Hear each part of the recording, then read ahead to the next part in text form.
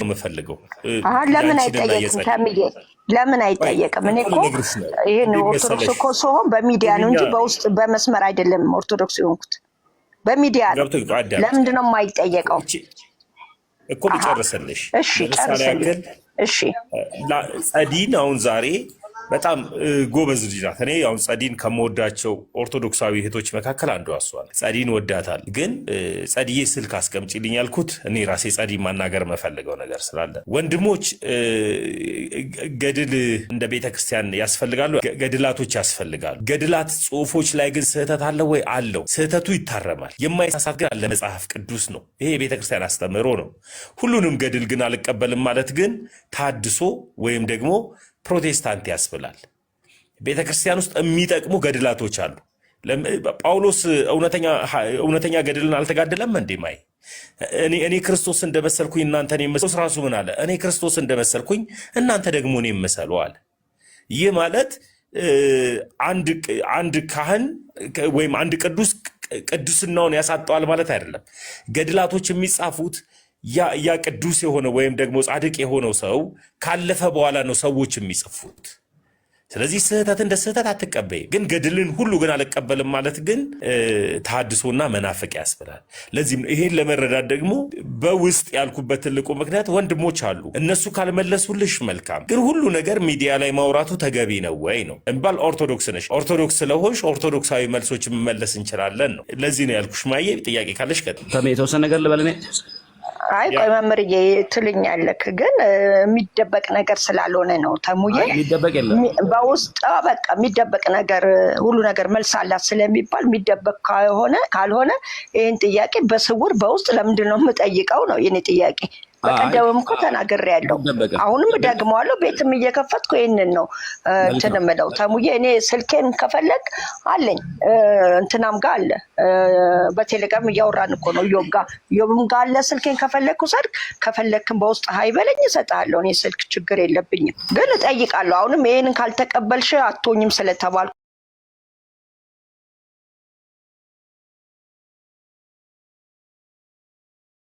ይሄ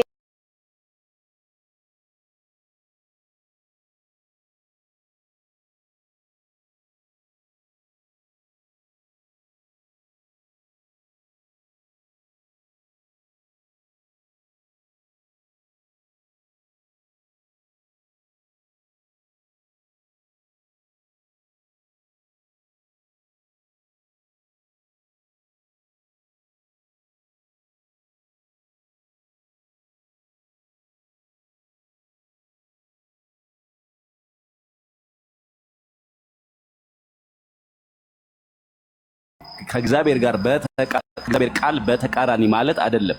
የሐዋርያት ሥራ ገድል ነው። የሐዋርያት ሥራ ገድል ነው። ቅዱስ ጳውሎስ በመርከብ ላይ ይሄን ጊዜ ሆንኩኝ እንደዚህ ባላው ተነሳብኝ እንደዚህ ሆንኩ ፉኝት መታነደፈችኝ እያለ ቅዱስ ጳውሎስ ሰፊ የሱን የህይወት ተጋድሎ ይነግረናል። እሱ ብቻ አይደለም።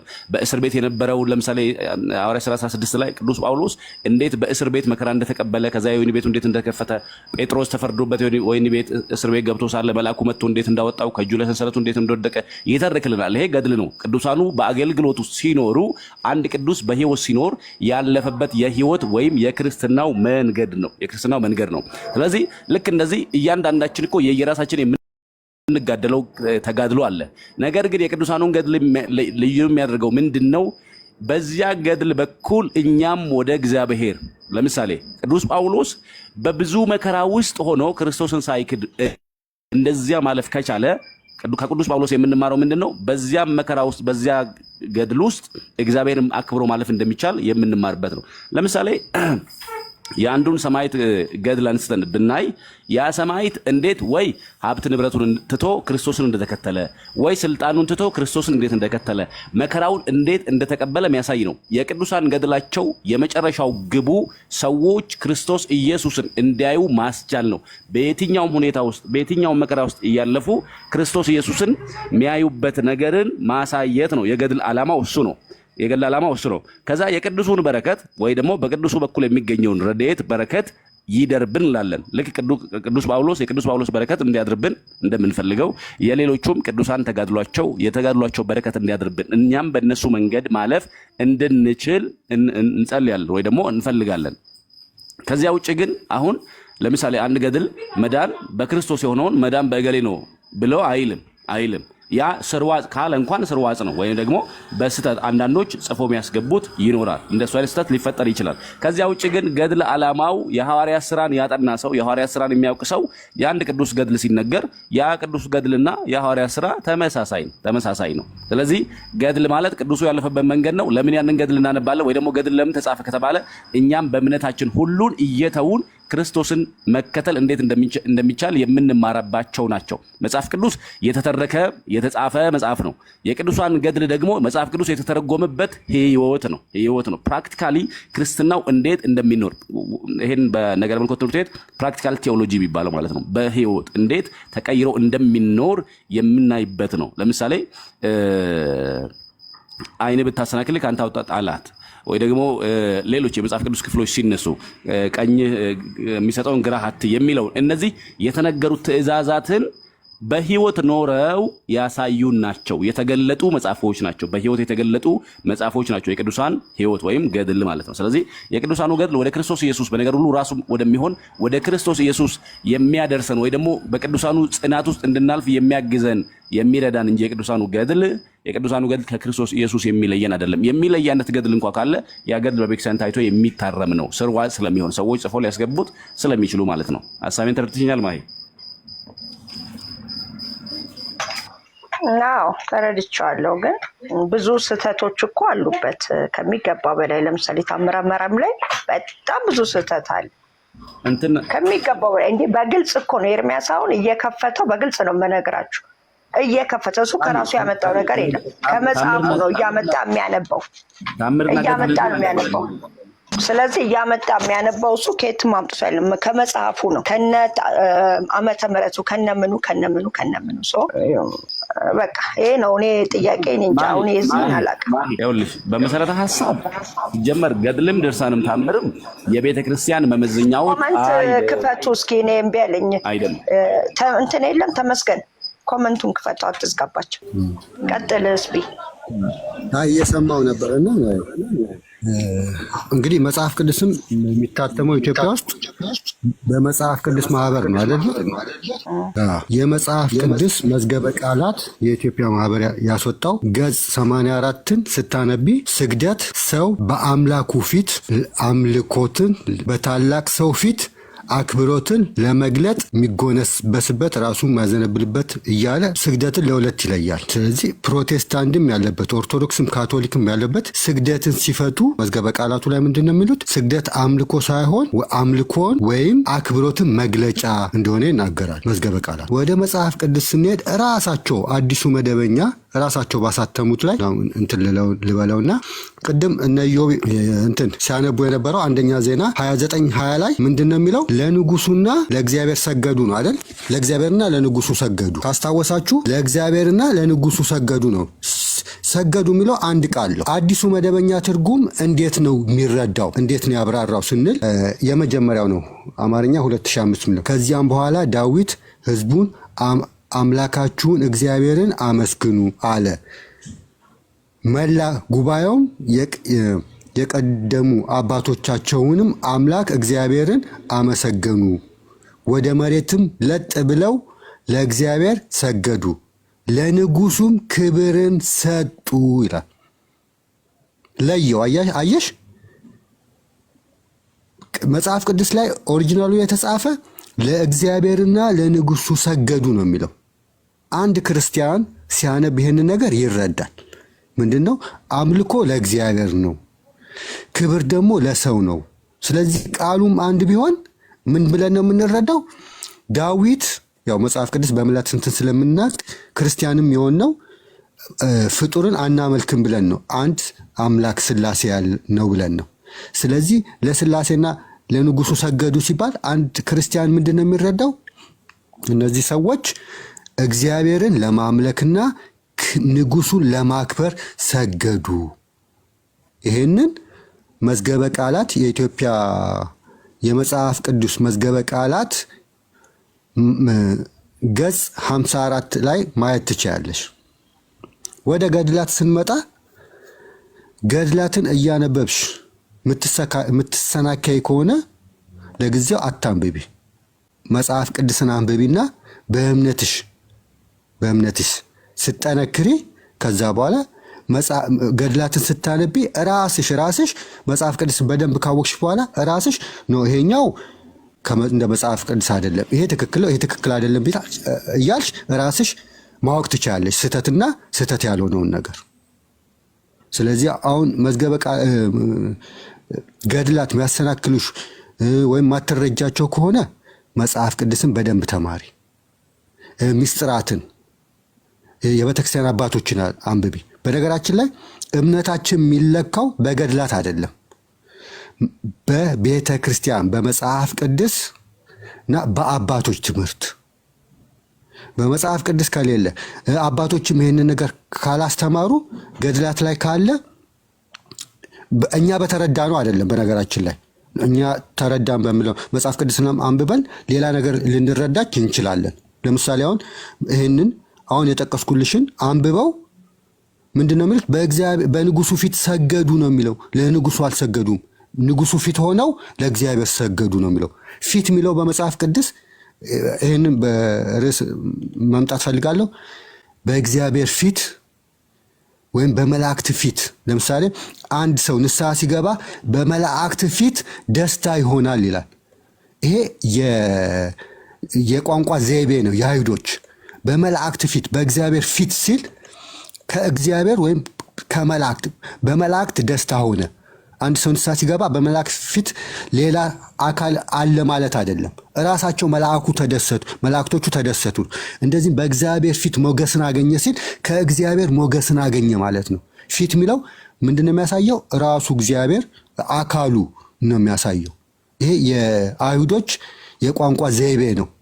በሌላ ርዕስ እመጣለሁና ለማሳጠር ያህል ገድላት የሚያሰናክሉሽ ከሆነ መጽሐፍ ቅዱስና የቤተክርስቲያን አባቶች አንብበሽ በእምነትሽ ስትጠነክሪ የእነዚህ አባቶችን ገድል ታነቢያለሽ። ገድል ህይወት፣ በነገራችን ላይ ገድል ማለት እኮ ታሪክ ነው። ህይወቶች ለምሳሌ አሁን ለኢትዮጵያ ተዋጉት አሉ አይደለ? የተዋጉ ሰዎች አሉ፣ ታሪካቸው ይጻፋል። ይሄ ዓለማዊ ነው። በመጽሐፍ ቅዱስ ደግሞ ክርስትናን ተቀብለው ከመከራ ሲደርስባቸው ክርስቶስን ሊያስጥሏቸው ሲል ለአማልክት ስገዱ ሲባሉ ኖ አንሰግድም ብለው ህይወታቸውን በክርስትና መንገድ ይሄዱ ነው። የኛ ጀግኖች መንፈሳዊ ጀግኖች ናቸው። ልክ በዓለማዊ ጀግኖች አሉን አይደለ? እኛ ሰላም ዛሬ እንድንበላ እንድንጠጣ ተዋግተው ኢትዮጵያን ነፃ ያወጡት አሁንም እየተዋጉ ኢትዮጵያ እንዳትወረር አድርገው እንደሚሉ እንደዚህ ደግሞ የእግዚአብሔር ቃልን የጠበቁ ቃልዮት ያሰማልን። ስገዱልኝ አይሉ ካስታወሽ መለጌታ የሚባሉት እዚህ ነበሩ አይደለ? እነ ኢዮብ ሲናገሩ አቆምሽና አክብሯቸዋልሽ። ትልቅ ሰው ናቸው ይከበሯልሽ አይደል? ትላልቆች ሰዎች እንከበር አክብሩን ብለው አይደለም እኛ የምናከብራቸው ትልቅ ሰው ስለሆኑ ነው። ትሁታን ስገዱልን ስላሉ አይሉም። ትሁታን እንደዛ አይሉ። ትሁታን ሁሌ ዝቅ ነው የሚያደርጉት። ስትሰግድላቸው ሰላም ስትላቸው ለእኔ አይገባም ነው የሚሉት። እንደዛ ስሉ አይገባቸው ማለት አይደለም። እዛ ቤት ሄደና ስለሳቸው ነበር ሲነገር የነበረው። እንዴት አላከበሯቸውም እያሉ ሲከራከሩ ነበር። እዚህ መተው ደግሞ ቅዱሳን አይከበሩ ይላሉ። በጣም የሚገርመኝ ነገር በጣም ሁልጊዜ የእኛን አባት አላከበሩም እንዴት እንደዚህ ይናገሯቸዋል ብለው ሲከራከሩ፣ በቃ ሁለተኛ እዛ አንገባም። እዚህ ጋር ግን መተው ሲከራከሩ የነበረው ለቅዱሳን ክብር አይገባም ነበረ ወገባቸውን ይዘው ሲከራከሩ የነበረው። እና ምን አይነት እንትን እንደሆነ አላቅም። እግዚአብሔር ራሱ ሰውን አክብሮ ነው እኮ የፈጠረው።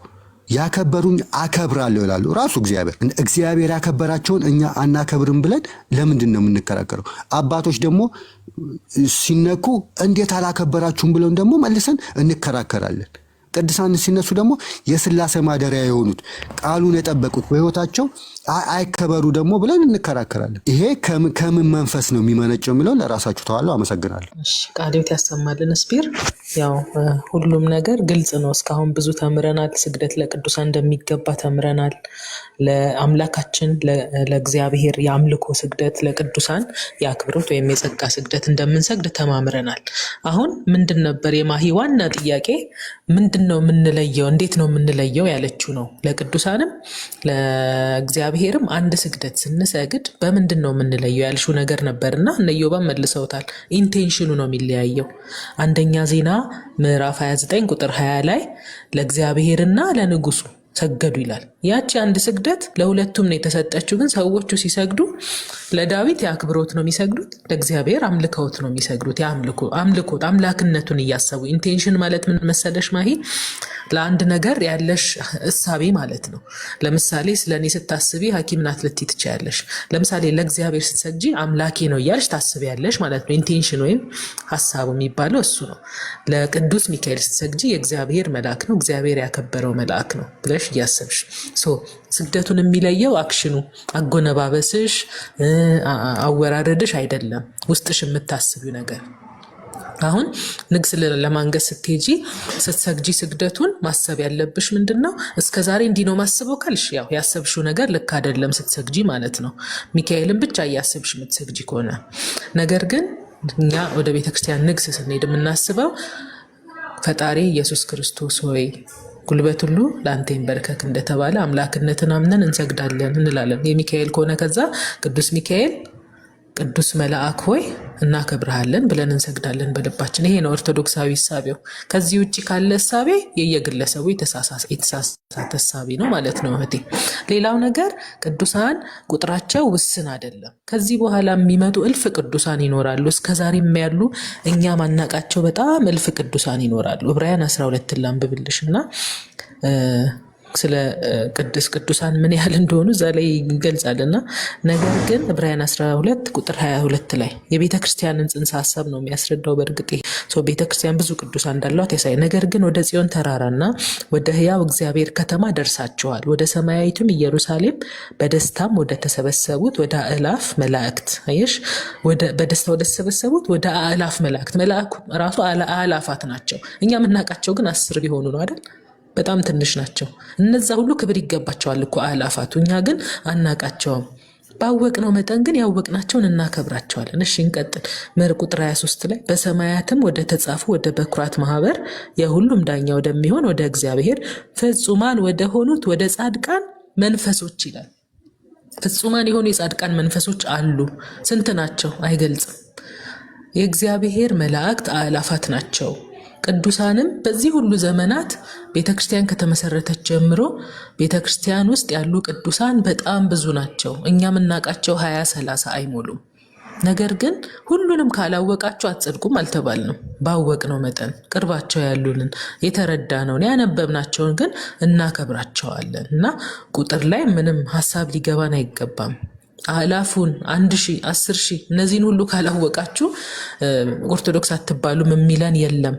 ያወቅናቸውን ቤተክርስቲያን ስንሄድ ያወቅናቸውን በጽሁፍ ያወቅናቸውን በኑሮ ያወቅናቸውን ግን ልናከብራቸው ግድ ይለናል። ማን ነው የሚያስገድደን? እግዚአብሔር። መቼ?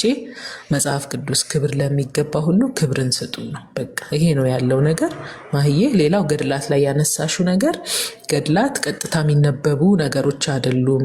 አጻጻፋቸው ሜዲቫል ፔሪድ ላይ የተጻፉ ጽሁፎች በሙሉ ወጣ ያለ ከኛ አነጋገር ዘዬ ለየት ያሉ እና ያንን ለመረዳት ደግሞ እነሱን መጽሐፍት በጣም ብዙ ያነበበ ሰው መሆን አለበት። ያንን ትርጉሙን ራሱ ለመረዳት አንዳንድ ነገሮች ላይ ማለት ነው።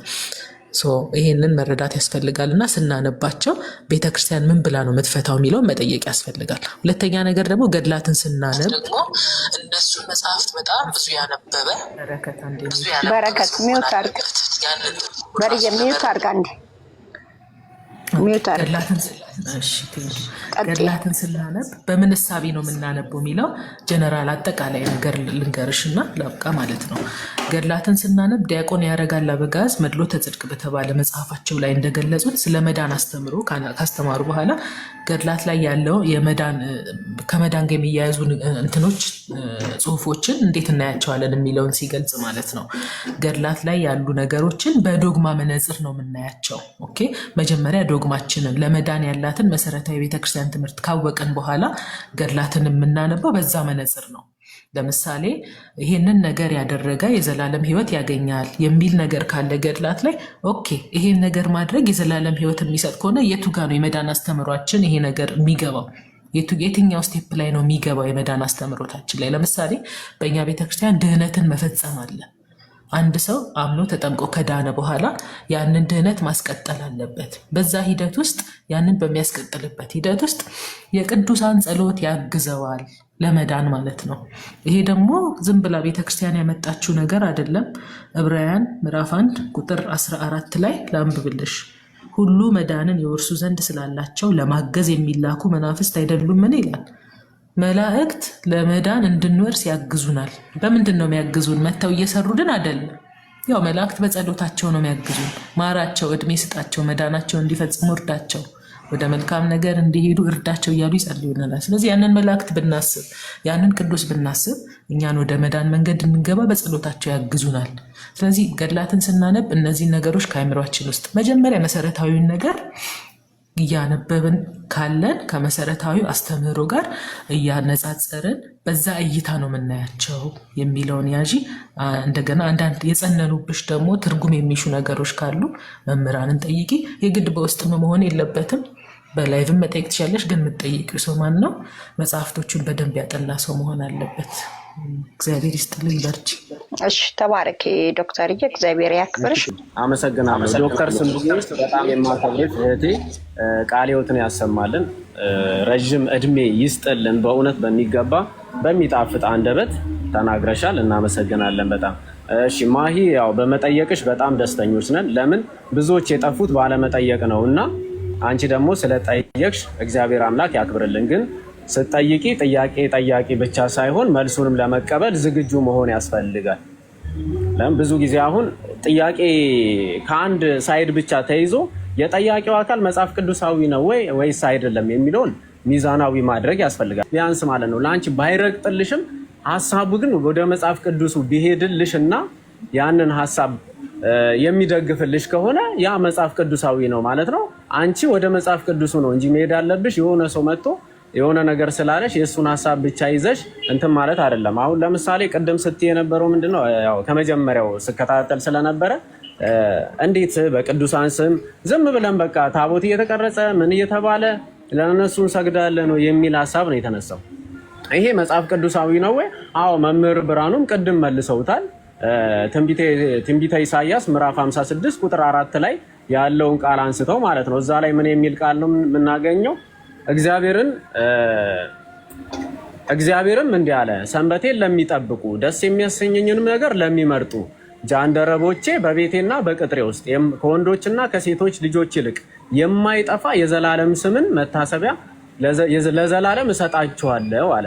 ስለዚህ ይህንን የፈቀደ ማን ነው? እግዚአብሔር ነው ማለት ነው። የዘላለም ስም ማለት ምን ማለት ነው? ከወንዶችና ከሴቶች ልጆች ይልቅ አለ።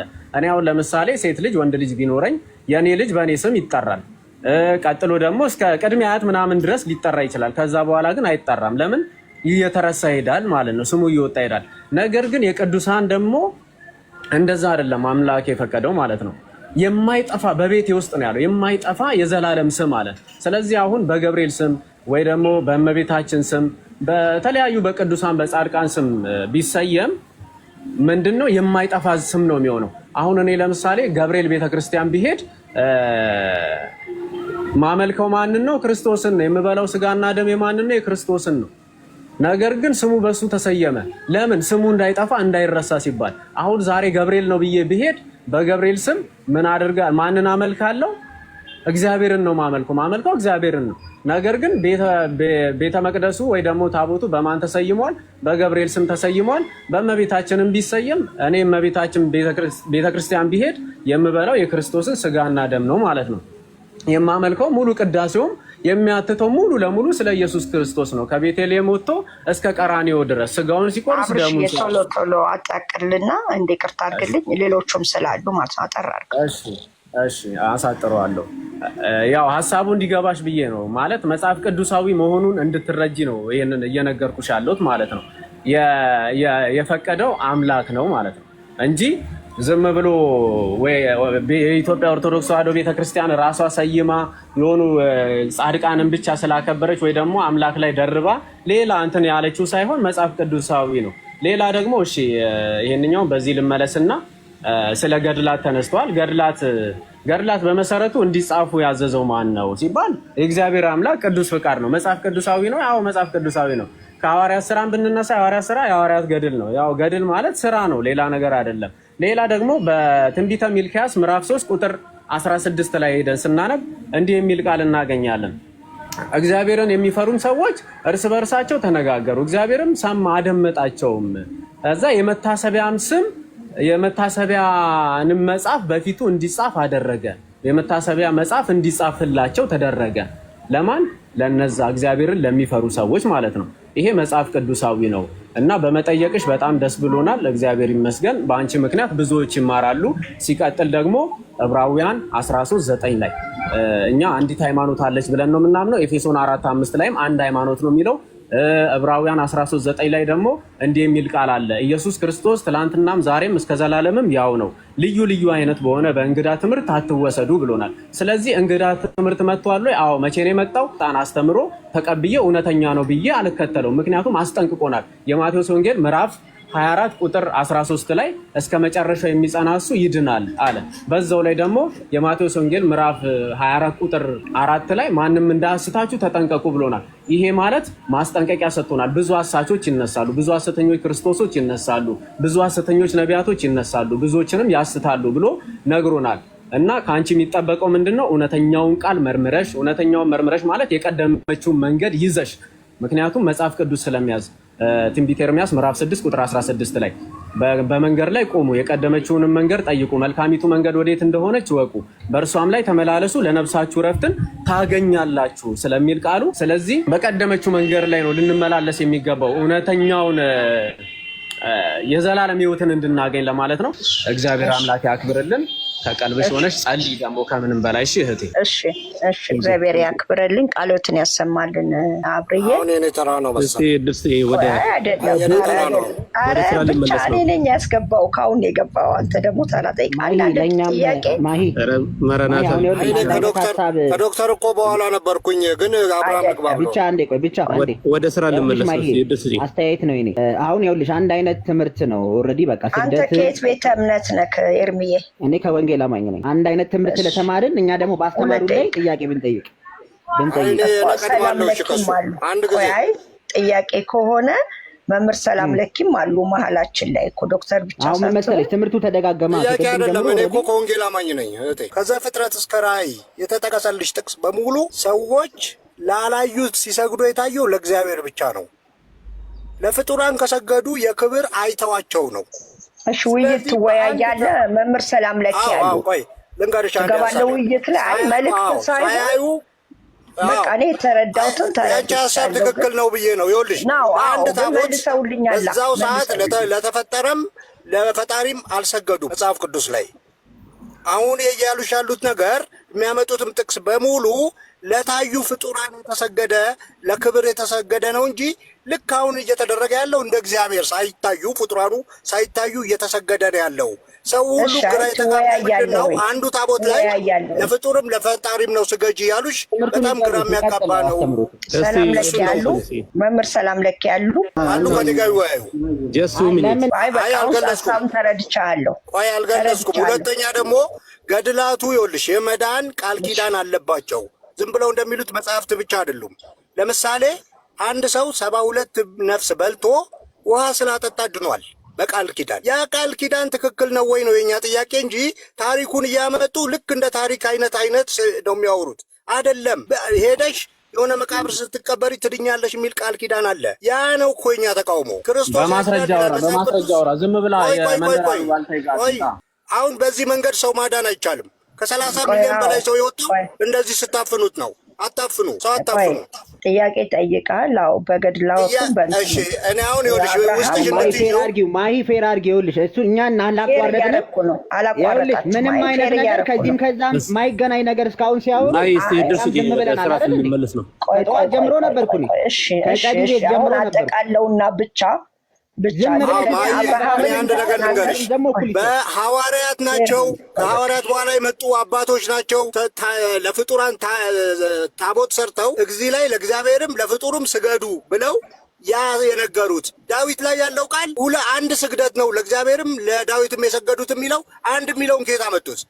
ለዳዊትና ለንጉሱ እሱም አይተውት ነው እኮ።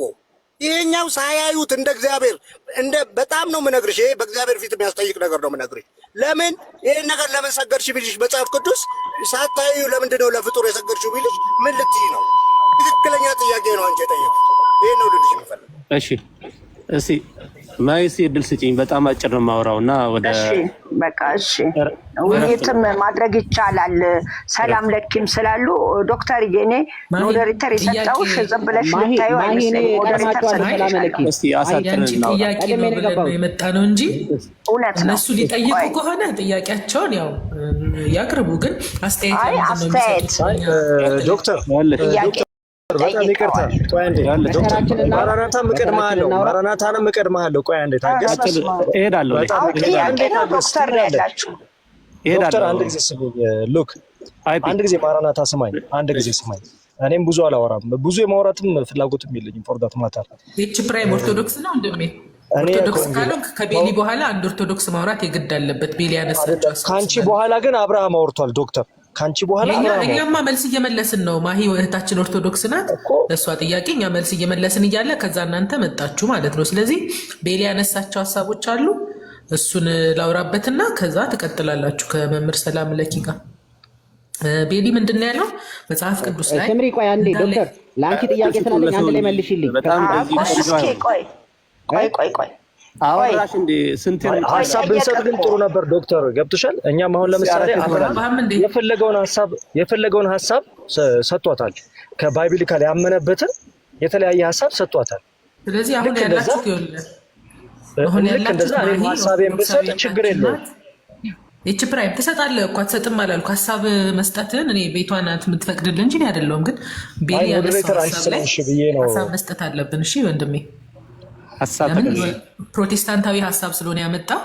ከዛ በኋላ እናንተ ደግሞ ከኔ ቀጥሎ ትቀጥላላችሁ መምህር ሰላም ለኪም ስላሉና ቤሊ ወንድማችን ምን ሲል ነበረ? እስካሁን የመጡት ጥቅሶች ሁሉ ስግደቱን የሚያመለክቱት በአካል ለተገለጡላቸው ብቻ ነው የተሰገዱት። ስለዚህ አሁን ሳይገለጡ ስትሰግጂ ለምን ሰገድሽ ብትባይ ምን ትያለሽ የሚል ጥያቄ አንስቷልና መጽሐፍ ቅዱስ ላይ ሳይገለጡ ተጨማሪ ተቀበይ። ወደ ስራ ማራናታ ተጨማሪ ተቀበይ ትመልሻለሽ።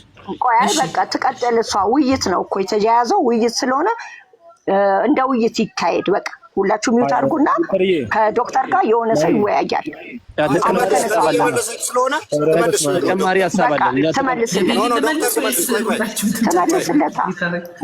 ቤሊ ያወራውን ልመልስ። ከዛ ሌሎቻችሁን የራሳችሁ እኮ ጥያቄ ይኖራችኋል አይደል? የራሳችሁ የተለያየ ጥያቄ ስለሚኖራችሁ ቤሊ ግን ያነሳው ጥያቄ አለ፣ እሱ ይመለስልን።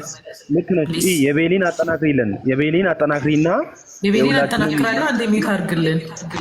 ሚውት አድርግልን። አሳጥርልን። ሚውት አደርጋለሁ አይደል? ቤሊ ስትናገርበት አሳጥርልን። ስትናገሪ ጠንከራ አድርገሽ ተናገሪ ማለት ሰጠኝ እኮ በረከት።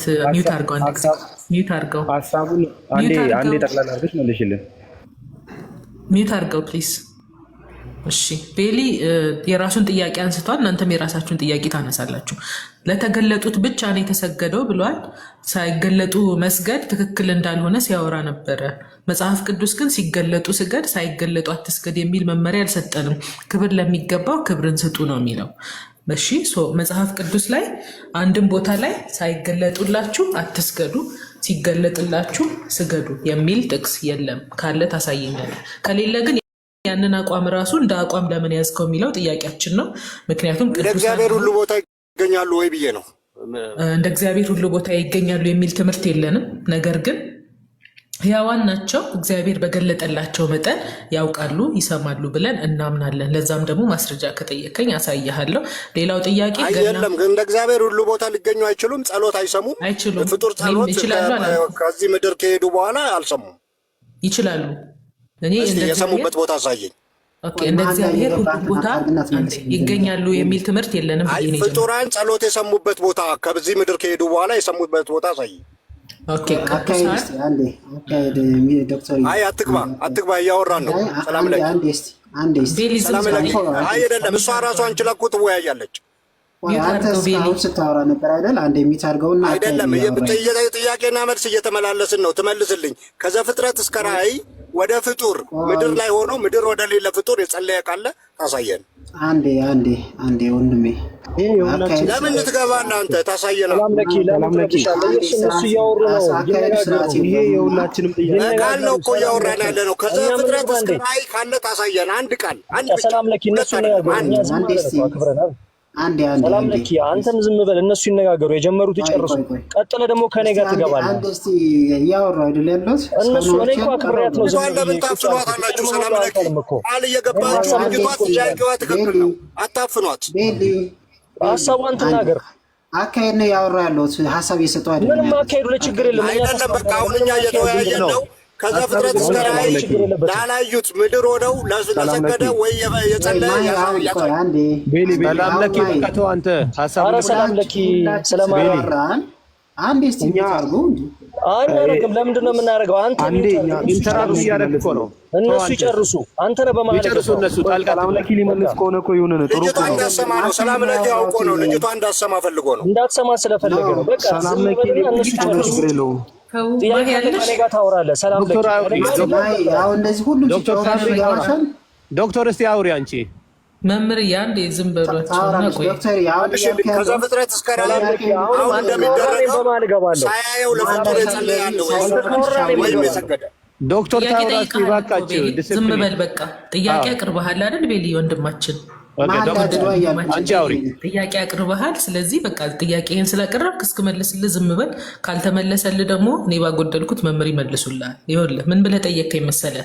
ለተገለጠው ብቻ ነው የተሰገደው መጽሐፍ ቅዱስ ላይ። ስለዚህ ላልተገለጠ መስገድ ለምን ሰገድሽ ብትባይ ምን ትያለሽ አልካት። ስለዚህ ያልተገለጠ ሲሆኑ አይሰገድም የሚል እምነት ይዘመጣና እኔ ደግሞ ላልተገለጠ አትስገድ ለተገለጠ ብቻ ስገድ የሚል መጽሐፍ ቅዱስ ላይ እንደ እምነት የተያዘ የለም።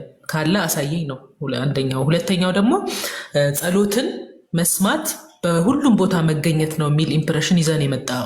እኔ ቅዱሳን በሁሉም ቦታ እንደ እግዚአብሔር ይገኛሉ ብዬ አላልኩም። ቤተክርስቲያንም እንደ እግዚአብሔር ሁሉም ቦታ ይገኛሉ ቅዱሳን ብላ አታስተምርም። ነገር ግን እግዚአብሔር በገለጠላቸው መጠን ጸሎትን ሊሰሙ ይችላሉ፣ ሊያዩ ይችላሉ በገለጠላቸው መጠን። ለዛ ደግሞ መጽሐፍ ቅዱሳዊ ማስረጃ ማቅረብ እችላለሁ። አቅርቢ ካልከኝ ማቅረብ እችላለሁ። ለምሳሌ ዮሐንስ ራእይ ምዕራፍ 5 ቁጥር 13 ላይ ቅዱስ ዮሐንስ ጌታ ገልጦለት የሰውን ሁሉ ጸሎት እንደሰማ ይታያል። አየሁም ይላል ከቁጥር 11 ጀምሮ። በዙፋኑም በእንስሶቹም በሽማግሌዎች ዙሪያ የብዙ መላእክትን ድምፅ አየሁ። ቁጥራቸው አላፍትና አላፍት ሺህ ነበር። በታላቅ ድምፅም የታረደው በግ ኃይልና ባለጠግነት ብርታትን፣ ክብር፣ ምስጋና ሊቀበል ይገባዋል አሉ።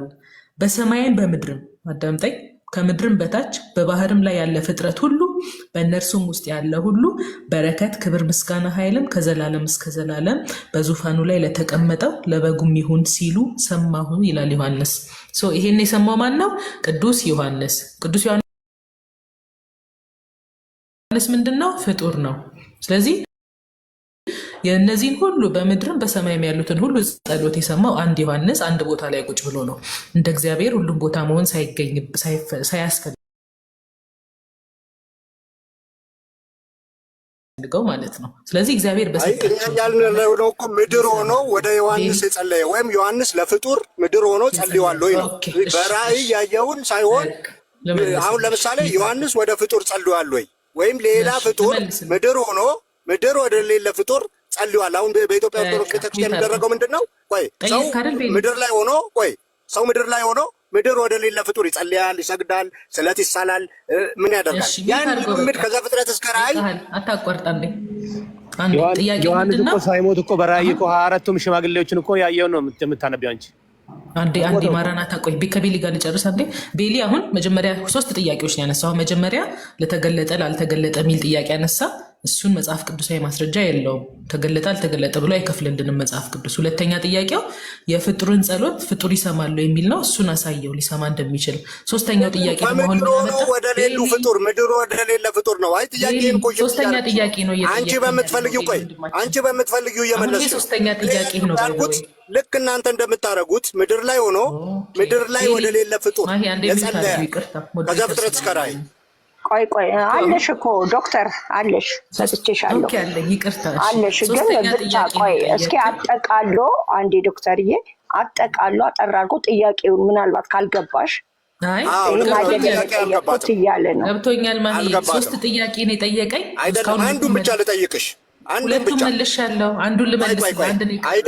አይደለም ዶክተር ጥያቄና እሺ አንድ ደቂቃ የኔ ጥያቄ ዶክተርዬ ለምን ትፈራላችሁ? እንደዚህ አይደለም ማለት ነው። አግኝቻለሁ። አላገኘሽውም። ያልከኝ የጸለይ ያሳየኝ ነው ያልከኝ። አይደለም ይኸውልሽ እየተደረገ ያለው አሁን ምንድን ነው? ሰው ምድር ላይ ሆኖ ልክ እንደ እግዚአብሔርን ሳናየው ነው የምናምነው አይደለ? ልክ እንደ እግዚአብሔር ሳያየው ይጸልያል። ምድር ላይ ሆኖ ምድር ላይ ወደሌለ ፍጡር ይጸልያል፣ ይሰግዳል፣ ስለት ይሳላል። ይህንን ልክ እንደዛ እናንተ እዚህ ምድር ላይ ሆናችሁ ምድር ላይ ቤሊ አሁን አንተ ልምምድና እንትንን እንትን እያልክ ነው፣ እያቀላቀልክ ነው። ቅድም ወንድሞች መምህራን ሲያሳዩ የነበረው ምንድን ነው? ከእግዚአብሔር ውጭ ለፍጡራን ስግደት እንደሚገባ ነው የተማርነው። ኦኬ፣ ስግደት ለእግዚአብሔር ብቻ የሚል ሉተር የፈለሰፈው ትምህርት አላችሁ። እሱ ግን ሮንግ እንደሆነ ስግደት ለፍጡራንም እንደሚሰጥ መምህራን አስተምረው ሄዱ። ከዛ በኋላ ያንተ ጥያቄ ግን ምንድን ነው? ልምምዱ በልምምድ ደረጃ ላልታዩ ለተገለጡ ላልተገለጡ ብለህ ከፋፍለ ስለመጣ ለተገለጡ ላልተገለጡ ብለህ ከፋፍለ ስለመጣ ነው ይህን መልስ የሰጠው።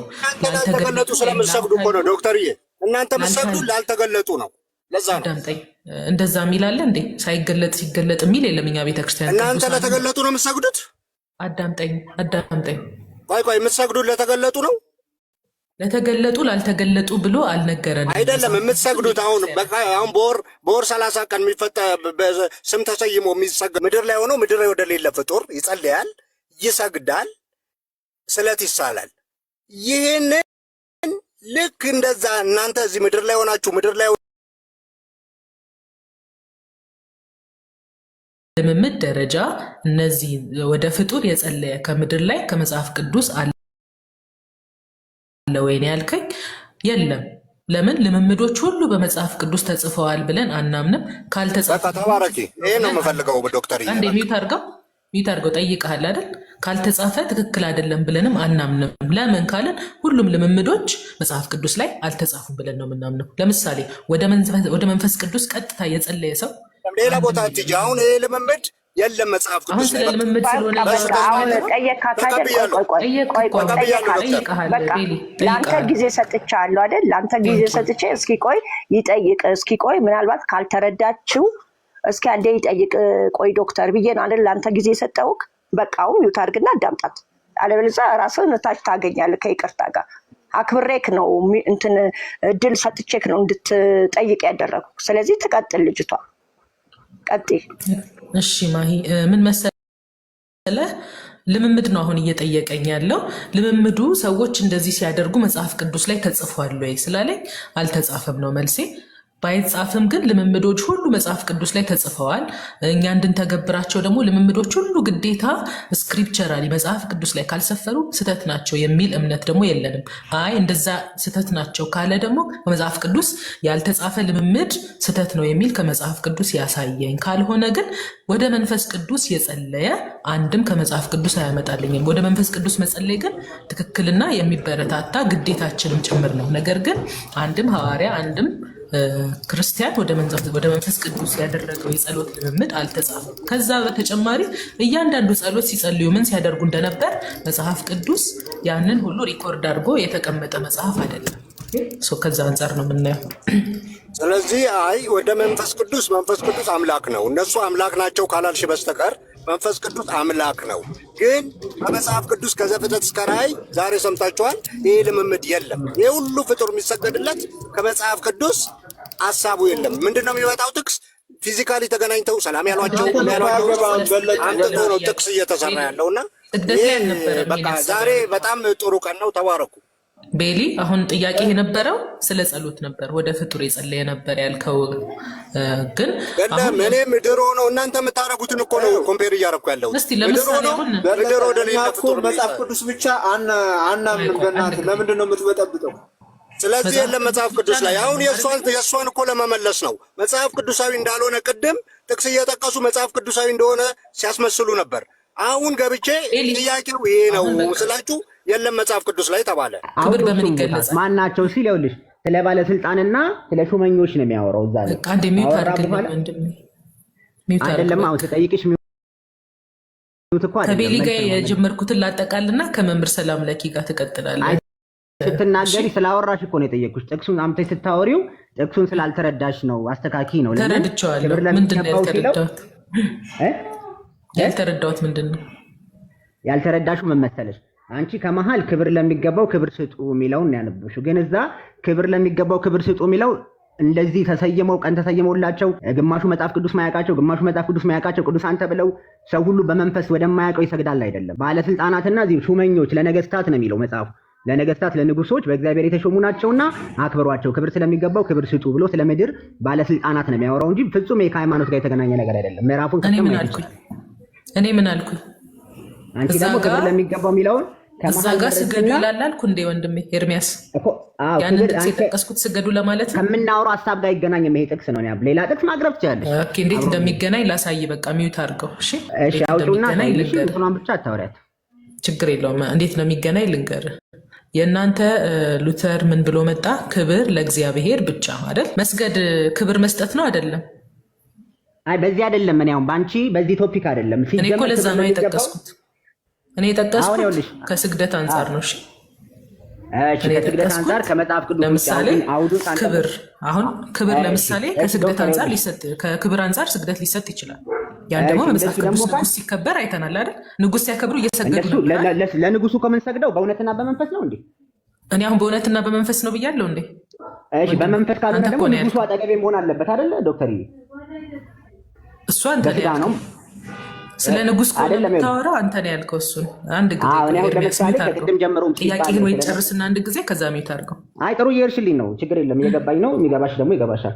ምንድነው እናቴ ኖራ እግሯን ብስማት በስጋ ነው፣ አጠገቤ ነው እናቴ ብዬ እግሯን ብስም ለፍቅሬንም መውደዴንም አክበሬንም ልገልጥ ይችላል። በመንፈስና በእውነት አይባል። በስጋ ማክበር ለትልቅ ሰው ጎንበስ ብዬ ሰላምኖት ጋሼ ብዬ ወንበር ብለቅ ወይ ባጎነብስ በክብር ነው፣ በስጋ ነው። ለእግዚአብሔር ግን የሚሰገደው በእውነት ነው። ለቅዱሳን የሚሰገደው ያለው ማን ነው? እሺ አስጨርሽኛ። ይኸውልሽ አሁን ለምሳሌ ችግር የለም። እኔ በቀንነት ስለማወራ ብትሰሚኝ መግባባት ነው፣ መማማር ነው። የሆነ ልጎትትሽ ወይ ጥያቄህን አቅርብ። አንዳንድ ጥያቄ ነው አይደል ያለህ? አቅርብ በቃ።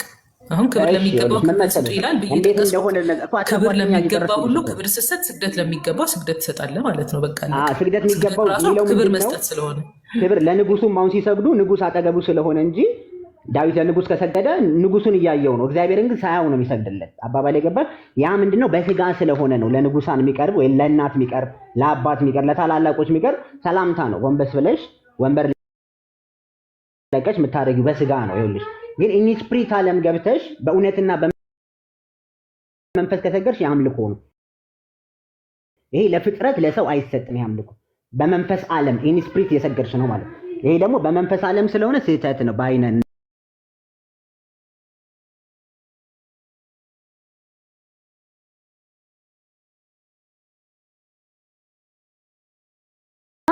አምልኮ መለየት አለብን። ክብር ለመስጠት ይኸውልሽ በስጋ መሆን አለበት። አምልኮ ማለት አምልኮ ማለት በመንፈስ ስለ አምልኮ አወራን እንደኛ እያደረጋችሁ ያላችሁ ነው ብለህ ነው የምታስበው? ስግደት እየሰገዳችሁ ነው። የአምልኮ ስግደት ሁሉ አምልኮ ነው ብለህ ነው የምታስበው? በመንፈስ ከገባሽ አዎ፣ ኢንስፕሪት ከተገርሽ እሺ። ስግደት ሁሉ አምልኮ ነው የሚል ጥቅስ አሳየኝ። እንደዛ እያልኩኝ አይደለም። ይኸውልሽ ስግደት ሁሉ አምልኮ አይደለም ያልኩት። ስለዚህ ስለ አምልኮ ለምን ታወራለህ? እኔ ስለ ክብር ሳወራ፣ እኔ ስለ አክብሮት ስግደት ሳወራ፣ አንተ ስለ አምልኮ ስግደት ለምን ታወራለህ? እሱን ነው ያብራራሁት። ብትሰሚኝ ይኸውልሽ እግዚአብሔር እኔ ሕያው ነኝና ጉልበት ሁሉ ለእኔ ይንበረከካል አለ በኢሳይያስ መጽሐፍ። እኔ ሕያው ነኝና ሕያው ስለሆነ ኤኒዌር ስላለ ሕያው ስለሆነ ፍጹም ስለሆነ ጉልበት ሁሉ ለእኔ ይንበረከካል ያለው ፍጻሜውን ያገኘው ጉልበት ሁሉ ለኢየሱስ ስም ይንበረከካል። ለምን? ኢየሱስም ሕያው ነው፣ ከሞት ተነስተዋል። ስለዚህ ሕያው ላልሆነ ነገር አጠገብሽ ለሌለ ነገር ስትሰግጂ እያመለክሽ ነው። ሕያው ላልሆኑ አምልኮ እያቀረብሽ ነው ነው ይሄ። ስለዚህ ሕያዋን አይደሉም ነው ፖይንት አይደል? ሕያዋን አይደሉም ብለህ ነው የምታስበው? ቅዱሳን ነው ሕያውነታቸው በነፍስ ነው። ሲሞቱ እግዚአብሔር የዘላለም ሕይወት ይሰጣቸዋል እንጂ ባሉበት ሆኖ አይቀጥሉም። ለምሳሌ ሙሴ ሲሞት ባሪያዬ ሙሴ ሞተ ብሎ እግዚአብሔር ኢያሱን ጠራው። ለምን ሙሴ ሞቷል። ከዛ በኋላ ሆነ ማለት ያው ሆነ ማለት አያውቅም። በቃ እንትን ማለት ነው። ምንም የማወቅ እንትን የለውም ከዛ በኋላ ማለት ነው። ለዛ አገልግሎት ሊሆን አይችልም። ባሪያዬ ሙሴ ሞተ አለው። ህዝቡን ሊያሻገር አይችልም። ከዚህ በኋላ እኔ የምሰጠውን ስራ ሊሰራ ስለማይችል ከዚህ ዓለም ተለይቶ ሄዷል። ማንን ጠራ? ኢያሱን ጠራና ደግሞ ስራውን እንዲቀጥል አደረገ። ለምሳሌ እኔ ልበልሻው ታቦት ሲወጣ ይሞት ሁሉ ሕያው ይሆናል ሲል እግዚአብሔር ከዛ በኋላ ምንም አያውቁም ማለት ነው። እንደዛ ነው የምትረዳው። በሰማይ ያለውን ህይወት ይቀጥላል። በሰማይ ለዚህ ስራ ግን ሊሆን አልቻለም። ይኸው ኢያሱን ጠራው እኮ መጽሐፍ ላይ አይደል? ባሪያዬ ሙሴ ሞተ አልካ። ያውቃሉ አያውቁም? ሕያዋን ሲሆኑ ያውቃሉ አያውቁም? ሕያዋን ሳይሆኑ ራሱ ሁሉም ቦታ ያውቁ። ስለዚህ ምድር ላይ ያሉ ራሱ ሁሉም ግን በገለጠላቸው መጠን ያውቃሉ አያውቁም? ሁሌ ላያውቁም ማለት በራእይ እግዚአብሔር የሆነ ነገር ሊያሳያቸው ይችላል ለሆነ ጊዜ። ለምሳሌ አሁን አንቺ ቅድም እንዳልሽው በራእይ ለዮሐንስ ፍጥረት ሁሉ ክብር ይገባል ለእግዚአብሔር ምናምን ሲሉ ሰማ። በራእዩ ከራእዩ በፊት አያውቅም። ጳውሎስ ወደ ሰማይ ተነጠቀ። እግዚአብሔር በፈለገው ጊዜ በፈለገው ዘመን ይገልጽላቸዋል አይደል? ስለዚህ ያውቃሉ። ሕያዋን ሆኑ ማለት ያውቃሉ፣ ሊያውቁ ይችላሉ ማለት ነው አይደል? ይኸውልሽ ሁሌ አይደለም እናቴ። ይኸውልሽ በራእይ ለምሳሌ ሁሌ የሚለው እግዚአብሔር በወደደ ጊዜ አንተ አትወስንለትም። ቀኑን እኮ የሚያውቁ አንተ አትወስንለትም። ዛሬ ያውቃሉ፣ ነገ ያውቁም። አንተ ፕሮግራም አታወጣለህ፣ እኛ እናወጣላቸው። በገለጠላቸው መጠን ያውቃሉ አያውቁም? ሕያዋን ናችሁ ሲባል ሁሉም ቦታ የሚገኝ ነገር የለም። በቃ እግዚአብሔር ብቻ ሁሌ የሚያውቅ ሁሌም ትክክል የሆነ ልክ ነህ። ግን ሁሉም ቦታ ይገኛሉ ማለትና ያውቃሉ አያውቁም በጣም የተለያየ ነገር ነው። የሚያውቁት እግዚአብሔር በገለጠላቸው መጠን ነው። እሺ ጥያቄ አሁን ያንተ ጥያቄ ምንድን ነው? እኔ እናንተ እዚህ ጋር እያወራን እንደሆነ አይገባቸውም ነው እያልከ ያለው አይደል? አንደኛ ሁሉ ስግደት አይገባም ነው። ሁለተኛ ደግሞ ቢገባ እንኳን ይሄን ነገር እዚህ ጋር መጥተው የሚመለከቱበት ምንም አይነት መንገድ የለም። ጳውሎስ ወደ ሰማይ ሲነጠቅ ይሄ ሰውዬ በመንፈሲው በስጋ ሳላቅ ወደ ሆነ ሰማይ ተነጠቅኩኝ አለ እና ለኛ ጻፈልን። ገባሽ? ሰማይ ላይ ያለውን አይቶ ተመለሰ። ከተመለሰ በኋላ ሰማይ ስላለው አያውቅም። ምድር ላይ ያለ ደግሞ መጀመሪያ ሳይነጠቅ በፊት ሰማይ ስላለው አያውቅም። ለምን? ጳውሎስ ሰው ነው፣ አንድ ቦታ የሚገደብ ሰው ነው። ማርያም ልጇ ጠፋባትና 3 ቀን አፈላልጋ አገኘችው እንጂ እዛው ሆና የሆነ ቦታ ላይ እዚህ ጋር ልጅ አለ ብላ ሄዳ በአየር ላይ ሄዳ አልወሰደችም። ለምን? ሰው ናት፣ ማፈላለግ አለባት። ስጋው ይወስናታል። ስጋ ውስጥ የተቀመጠች ነፍስ ናት። አገኘሽ? የማወቅና ያለማወቅ ላይ ስቴጅ ላይ ስለሆንክ ከዛ ነው መጀመሪያ ያለብን። የሚያውቁት መቼ ነው ካለም እግዚአብሔር በገለጠላቸው መጠን በገለጠላቸው ሰዓት ብለን ነው ምናምን ነው። እንደዚህ የገለጠላቸው ራሱ ከስግደት ጋር የሚገናኝ ነገር አይደለም እኮ ራእይ ላይ የገለጠላቸው እኮ ገባኝ ነው። ለዛ ነው ወደዛ ሄድኩት። ያንተ ጥያቄ ከማወቅና ካለማወቅ ጋር የተገናኘ ነው። ይሄ ደግሞ እንደሱ ብቻ ሳይሆን ኢንስፕሪት ነው። እሱ ምን አለ? ውሃ የምትቀዳው ሴት እናንተ በኢየሩሳሌም የሚሰገድ ስግደት ነው ትክክል የምትሉት፣ እኛ ደግሞ በያዕቆብ በገሪዛን ተራራ እንሰግዳለን ሲል አንቺ ሴት እመኚኝ ለአብ በእውነትና በዚህ ተራራ ወይም በኢየሩሳሌም ተራራ ሳይሆን በእውነትና በመንፈስ ብቻ የሚሰገድበት ዘመን ይመጣል አለ። አሁን ነው አብ ደግሞ እንዲሰገድለት የኢየሱስ ክርስቶስን ስም ከፍ አድርጎታል። ፍጥረት ሁሉ ይህን ጥቅስ ለምንድን ነው ያመጣኸው ወንድሜ? ኤርሚያስ ቆይ ዝም ብለህ እያወራ ስለሆነ ለአብ በመንፈስና በእውነት ይሰገዳል የሚለው ላይ እኮ ተቃውሞ የለንም። ለምን ጠቀስከው? እግዚአብሔር በአንድ ቦታ ብቻ የሚሰገድበት ዘመን አልፏል። እግዚአብሔር ሰው ለምን ትሰግጃለሽ? ስግደት በመንፈስና በእውነት ከሆነ የሚቀርበው አንቺ አጠገብሽ ለሌለ ሰው በመንፈስ ለምን ለሰው ለአብ ይኸውልሽ በመንፈስም በእውነትም ይሰገዳል።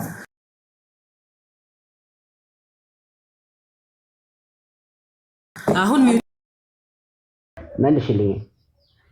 እሺ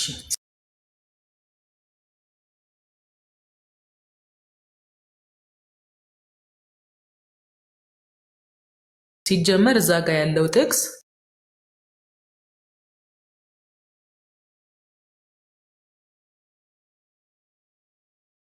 እግዚአብሔር በአንድ ቦታ እንደሚሰግዱ ነበር እሷ ስትናገር የነበረችው። ከዛ በኋላ ምን ተባለ? ክርስቶስ ምን አላት? በአንድ ቦታ ብቻ አይሰገድም ነው ባጭሩ። እዛ ጋ ያለው መልስ ለእግዚአብሔር በአንድ ቦታ ብቻ የሚሰገድበት ዘመን ያበቃል ነው እንጂ ለቅዱሳን ስለመስገድ፣ ሲገለጡልን ስለመስገድ፣ ሳይገለጡልን ስለመስገድ አይደለም ጥቅሱ የሚያወራው። ሁለተኛ ነገር ደግሞ አግኝቻለሁ እነሱ የሚሰግዱት በመንፈስ መስገድ ማለት ምን ማለት ነው? ያዕቆብ ልጆች ገሪዛ የሚባል ተራራ ጥቅሱም ስላነሳችሁ ገሪዛ የሚባል ተራራ ላይ በቃ እግዚአብሔር መንፈስ ያለው እዛ ነውና ገሪዛን ተራራ ላይ ነው የምንሰግደው ብለው ሳምራውያን ያስቡ ነበር። ጠይቅህና ጥያቄህን እኮ ሰምቻለሁ። ለምንድን ነው ተረድቻለሁ ወንድሜ። ሁለት ተራራ ነው፣ አንድ ተራራ አይደለም። ሁለት ተራራ ነበረ። ኢየሱስ ግን ምን አላት? በተራራ አይደለም ከዚህ በኋላ በአንድ ቦታ ስላልሽ ነው። በቦታ አይደለም፣ በቃ በቦታ አይደለም። በዚህ ተራራ በዚህ ተራራ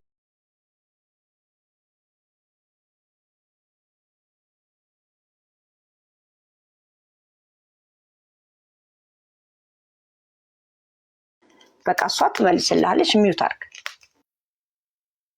ለሃል መሰለህ። ለእግዚአብሔር ብቻ ነው በመንፈስ የሚገባው የሚሰገደው ብሎ መልሶላታል። ጥቅሱ እንደዛ አይልም። ለእግዚአብሔር በእውነትና በመንፈስ የምትሰግዱበት ጊዜ ይመጣል እንጂ ለእግዚአብሔር ብቻ በመንፈስ ይሰገዳል አይልም ጥቅሱ። ከራስን ብቻ የምትለውን ከራስን የጨመርከው በመጽሐፍ ቅዱስ ለእግዚአብሔር ያለ ያለ ነው። የእግዚአብሔር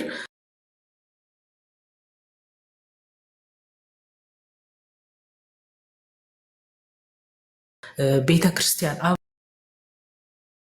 አባላት በሰማይ ካለችው ድል ከነሳችው ከሰማይቷ ኢየሩሳሌም አባላት ጋር ከቅዱሳኑ ከመላእክቱ ጋር አንድ ህብረት ነን፣ አንድ የክርስቶስ አካል ነን ብለን ነው የምናምነው። ስለዚህ ሁላችንም የክርስቶስ አካል ብልቶች ነን። አንዱ ብልት ቢደክም አንዱ ብልት ያግዘዋል እንደሚል አንደኛ ቆሮንቶስ 12 ላይ እንተጋገዛለን በጸሎት። ነገር ግን ላላያችሁት ላልከው አንድ ላይ ነው ያለ ነው።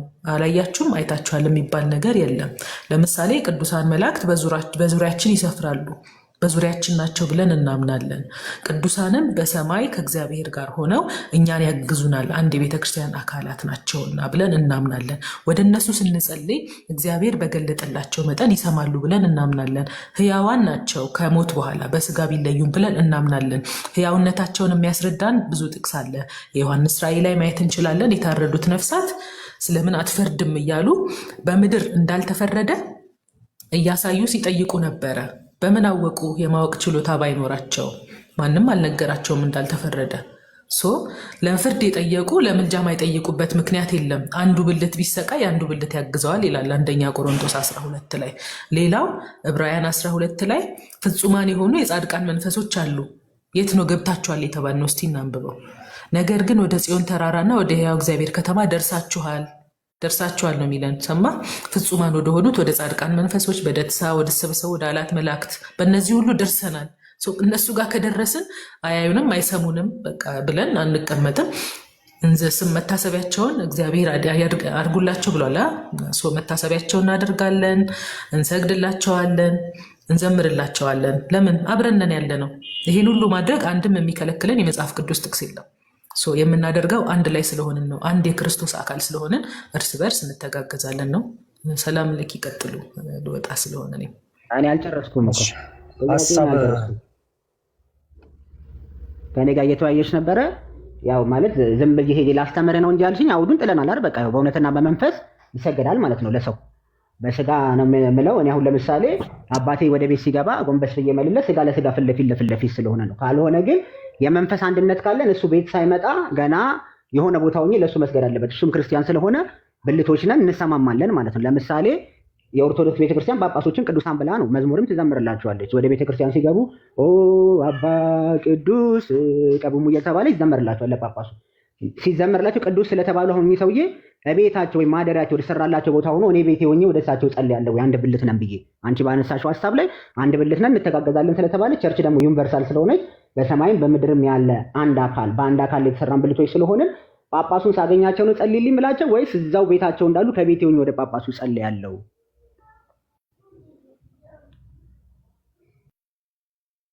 ጸጋ የሚባል ነገር አለ። ለምሳሌ አሁን ብልት መሆናችን መተጋገዝ አለብን፣ አንድ ህብረት ነን ብለን እናምናለን።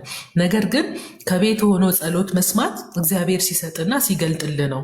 ያን ደግሞ የቅድስና ደረጃ ላይ ስትደርስ የሚሰጥ ነገር ነው። ለምሳሌ ወደ ቅዱስ ጳውሎስ የጸለየ ሰው እንዳለ ታውቃለህ አይደል? ቅዱስ ጳውሎስ እንደሚሰማው አምኖን የጸለየው እሱም ሰምቶታል። የሐዋርያት ሥራ ምዕራፍ 16 ቁጥር 19ን ማየት እንችላለን። ጸጋ የሚባል ነገር ደግሞ አለ። ብልት ስለሆንክ ብቻ ጳጳሱ የጸጋላቸው ቤታቸው ማለት አይደለም። ጳጳሱ ይጠጋላቸው ቅዱስ ናቸው አይደል? እሱን እግዚአብሔር ነው የሚያውቀው። እኛ ጸጋ እንዳላቸው እርግጠኛ ወደሆነ ነው የምንጠይቀው።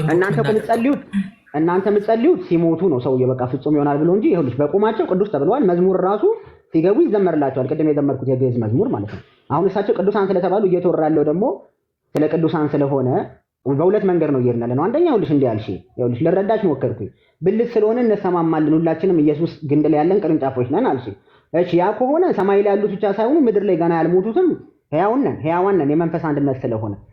ስለዚህ አንቺ ከአንዱ ሰማይ ላይ ያለው ከሰማ ምድር ላይ ያለው መስማት አለበት። አዋሳ ላለው ሰውዬ እዚህ ሆነሽ መጸለይ አለብሽ በጸሎት እንዲሰማሽ ማለት ነው። አዋሳ ያለው ቅዱስ ካልሰማሽ ደግሞ ሰማይ ላይ ያሉት ምን ብያለሁ? ሰማይ ላይ ያሉት ምን ብያለሁ? ድል የነሱ ናቸው። እሺ ይሄንን እንዳትረሳ።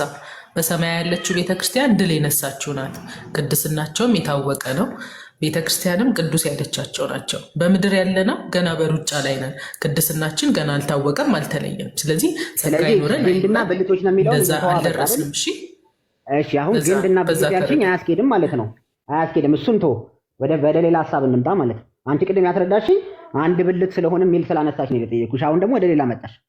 አይ በብልት አይደለም ስለሆነ ያልኩ ለምንድን ነው አንድ ብልት ስለሆነ ህብረት አለን፣ አንዱ ቢደክም አንዱ ያግዘዋል የሚለውን ላመጣለን። ያ ከሆነ ደግሞ ምድር ላይ ያለነው እንደዛ ማድረግ አለብና ምድር ላይ ያለነው እንተጋገዛለን። ኦፍ ኮርስ እኔ አሁን ዶክተር ሳገኝ ጸልይልኝ እችላለሁ። ጸልይልኝ ምልሽ ሳገኝሽ ምንድነው በስጋ ስለሆንሽ ነው። በስጋ በመንፈስ ካልኩሽ ግን አንቺ ቤትሽ እያለሽ መንፈስሽን ነው ማናገር ያለብኝ።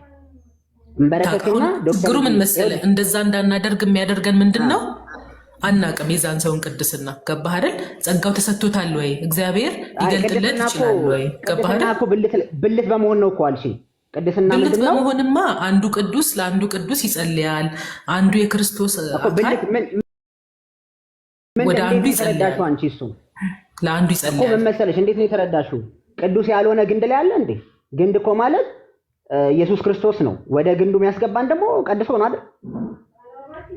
ከዓለም ተጠርተን ወደ ግንቡ መጣን። አንድ ጊዜ ሚውት አድርገው ላብራራለህ እንዴ? በቃ እሺ፣ ስታብራሪልኝ ግን አደራ ይኸውልሽ፣ እንደቀደሙ ሳይሆን አሁን ባወራን ወደ ሌላ አትሂጂ። አሁን ላብራራለህ። ሁላችንም በምድር ያለነው ድል ያልነሳ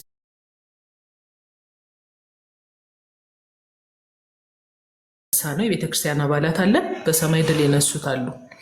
እነሱ እኛ በውጊያ ላይ ስላለን ይጸልዩልናል፣ ያግዙናል። ለምን? የክርስቶስ አካል ብልት ነን። አንደኛ ቆሮንቶስ 12 ላይ አንዱ ብልት ቢደክም አንዱ ያግዘዋል፣ አንዱ ቢሰቃይ ዝም አይለውም ይላል። ስለዚህ እኛ ስንሰቃይ ያዩ ዝም አይሉንም፣ በጸሎት ያግዙናል። እኛ ባንለምናቸው ራሱ ይለምኑልናል እያልኩ ነው። ነገር ግን አሁን በጸሎት አንድ አካል ሲጠይቅ ያኛው አካል ይሰማል አይሰማም ወይ? ይሄ የጸጋ ጉዳይ ነው። የመስማት ጸጋን የሚሰጠው እግዚአብሔር ነውና ማለት ነው። እግዚአብሔር ነው እንዲሰሙም እንዳይሰሙም የሚያደርጋቸው። በምድር ላይ ያለ ሰው ገና በሩጫ ላይ ያለ ሰው አይ ጸጋው ተሰጥቶታል ይሰማል ብዬ እርግጠኛ መሆን አልችልም። ስለዚህ ቤቴ ቁጭ ብዬ አባን በጸሎት አስቡኝ ብዬ አልጠይቅም። ለምን? ጸጋ ይኖራቸው አይኖራቸው ስለማላቅ ማለት ነው። ስለዚህ ሁለቱን ለይ። አካል መሆንህ ብልት መሆንህ በጸሎት መተጋገዝ እንድትችል ያስገድድሃል። ነገር ግን መስማት አለመስማት ደግሞ ከጸጋ ከቅድስና ደረጃ ጋር ይገናኛል ነው። ሰላም ለኪ ይጨምሩበት። ሲጀመር ከመጽሐፍ ቅዱስ ከዚህ ከሞት ከተለዩ በኋላ መስማት እኔ ጀመርኩት በምን መሰለህ?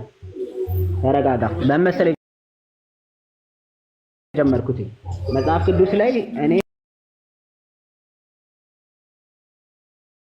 ያው ነኝና ጉልበት ሁሉ ለኔ ይንበረከካል አለ እግዚአብሔር። እና እኛ አይንበረከክም ብለናል እንዴ? ኖ ይኸውልህ ያላለውን ወደ አልን አትውሰደው። እኛ የክርስቶስን አምላክነት አልካርንም። ለክርስቶስ ስግደት ለሱሱ በቃ ቆይ ኤርሚ ቆይ አንዴ ኤርሚ ቆይ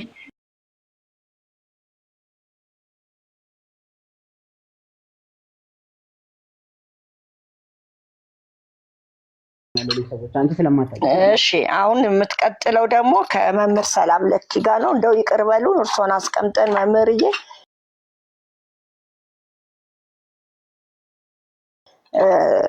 ረጅም ትናወራን አሉ። መምህር ሰላም ለኪ ሰላም ይበሉንና አሉ። መምህር እርሶ ከሌሉ ወደ ሌላ ሰው ሄዳለሁ። አይ ቀደምኛ እየሰማ የሆነ ከጠዋት ጀምሮ የሚዳ ነው ማን ነው አለክ ወይ ማን ያለው ድምፅ ቤት ጀምሮ ሰምተናል። ሲሰማ ያው ኦርቶዶክሳውያን ነው ድል ተሰጣቸው። እኛም ደግሞ ከታች ነበርን። እንደተፈለገ እነሱ ሲናገሩ ያው ሰምተናል እስካሁን። አሁን ደግሞ እኛን ጠይቅ ነው ሌላ አይደለም። ከዛ የሚገመን ትጠይቃለህ። ምንድነው እንደፈለግን የተናገርነው? ይኸውልህ እንደፈለግን ከተናገራችሁ ማስረጃ እየሰጠን ነው። ለእሷ ነው መልስ እየሰጠናት ያለ። አይ እንደፈለገ የተናገረም የለም መልስ የተሰጠው። እንደተፈለጉ ከተናገሩ ጥቅሶች አንዱ እንደዚህ አትበል። እንደተፈለገ ከተተረጎሙ ትርጉሞች አንዱ ሁሉ መዳንን ይወርሱ ዘንድ የሚላኩ ወይም የሚያገለግሉ የእግዚአብሔር መናፍስቶች አይደሉምን የሚለውን ቃል መላእክቶች ይጸልዩልናል ተብሎ ነው የተተረጎመው። እሺ ይሄኛው በምን አውድ ነው እንደዚህ የተተረጎመው ጸሎት እንደሆነ? መላእክቶች ያግዛሉ አያግዙም? አያግዙም ብለህ ነው አንተ የምታምነው? አይ ያግዛሉ እሺ ቀጥል። ጸሎት ነው ተብሏል። ጸሎት ነው አለ ስንቀደም ዶክተር። አይ ከአብርሃም ጋር ትቀጥላለህ ኤርሚያስ። አንድ ጊዜ ስለ መድኃኒዓለም እና ማዬ እኔ አጠቃላይ ስለ ማዬ ብቻ ነው። አሁን ማዬ አውቃለሁ ብላ ነው እንትን ያለችው ኤርሚያስ ማለት ጥያቄ አላት። እኛን ጠየቀች፣ የእኛ ልጆች ደግሞ እንትን አላት። ከዛም እኔ አሁን ለማዬ የምጠይቀው አሁን ይህን ሁሉ ሰዓት ፈጅተናል። ምን አገኘሽ? አንድ ነገር እኛ ብዙ አንቺ በመጠየቅሽ እኛ ተምረናል። በቃ ይሄ ነው። አንዴ መለስልን ወንድሜ፣ አንተ አሁን የመጣው እስቲ አንዴ በመድኃኒዓለም እስቲ ረስ ቆይ ኤርሚ አይደለም እሱ አወቀች አላወቀች ሳይሆን ይኸውልህ ውጡ አንድ ነገር ነው። ልንጠይቅ አይደለም ቆይ ኤርሚ ትጠይቃለህ። ይጨርሳ። ረጅም ሰዓት እኮ አዳምጦካል። ይጨርስና ሀሳቡን ከዛ አንተ ትቀጥላለህ። ከሚቀጥለው ሰው ጋር ትቀጥላለህ። ግን እንትና ይጨርስ፣ ሀሳቡን ይጨርስ። እሺ ማዬ አመሰግናለሁ። አይ የጠየቅሻቸው ጥያቄዎች መሰረታዊ ነው። እኛ የምንወስደውን ወስደናል፣ ተምረናል። ወንድሞቻችንም እህቶቻችንም ዶክተርም መልሳልናለች። እግዚአብሔር ያክብራቸው። አንቺን በመጠየቅሽ ቀጥይ፣ ግን ቤትሽም ምሪው። ምን አለ መሰለሽ እኛ አንቺን አክብረን ነው እየገባ ነው ጊዜያችንን እንትን ያለው። አንዳንድ አሁን በለጠም ኤርሚያስም በቤታችሁ አሁን አንተ ቤት ከፍተህ እንደምትጠይቀው አድርገህ ነው እንትን እያልቻለሁ። አሁን ማይን አክብረን እስከመጣ ድረስ ግዴታ እናንተ ወደ ውስጥ አላምጦ የመዋጥ የኛ እንትን ነው አግባብነት። ግዴታ የተመለሱትን ሁሉ በአንተ አንደርስታንድ ወይም አንተ በምትወስደው ግንዛቤ በአንተ ልክ መስፋት የለብንም። እኛ የምንወስደውን ወስደናል። ማይ ምን አገኘሽ? አሁን አንቺን የምጠይቅሽ ከመውረዴ በፊት ማየ ብዙ ወንድሞች መልሰውልሻል ጥያቄዎችሽን። አንቺም ማሰማልን ብያለሁ። ግን አንቺንም ጠይቅሽ ከመውረዴ በፊት ምን አገኘሽ? ግን የሆነ መመላለስ እንዳይሆን እና አብርሽ እነ ሰላም ለኪ መምህር እነሱም ደግሞ የሚጨምሩትን ጨምረው ለዛሬው እንትን ቢል አሪፍ ነው። ማየ ግን ምን አገኘሽ የሚለው ነገር ማወቅ ፈልጋለሁ። እሺ እኔ ቅድምም እኮ ተናግሬያለሁ። ቅድምም ምን ብያለሁ? ጥሩ ጥያቄ ነው፣ ጥሩ አስተያየት ነው። ቅድም ተናግሬያለሁ። ረጅም ሰዓት ነበር ከ1000 ሰው በላይ ቁጭ ብሎ እኔን አክብሮ መምህራኖች ሁሉ ገብተው ለጠየቅኩት ጥያቄ ብዙ መልስ መልሰውልኛል። አንድ ግን ቃል የገባሁት አለ። ካሁን በኋላ ቤቴ ከፍቼ ወይ ወንድሞቼ ጋር ሄጄ ጥያቄ እጠይቃለሁ። ያልገባኝ ጥያቄ አሁንም ያልገባኝ አለ፣ በጣም ብዙ ያልገባኝ አለ። እነዛን ጥያቄዎች ግን እነ ኤርሚ ጋር ወይ እነ ዳኒ ጋር ሄጄ አልጠይቅም። እነሱም ትምህርት ነው የሚያስተምሩኝ እኮ። እነሱም በገባቸው ልክ ነው የሚመልሱልኝ፣ እኔም በሚገባኝ ቋንቋ ነው የሚመልሱልኝ። እኔ እስካሁን ባለሁበት እምነት የምጠይቀው ጥያቄ ካለ ወንድሞቼ ጋር ሄጄ ይጠይቃለሁ፣ ወይንም ቤቴን ከፍቼ ይጠይቃለሁ ብያለሁ።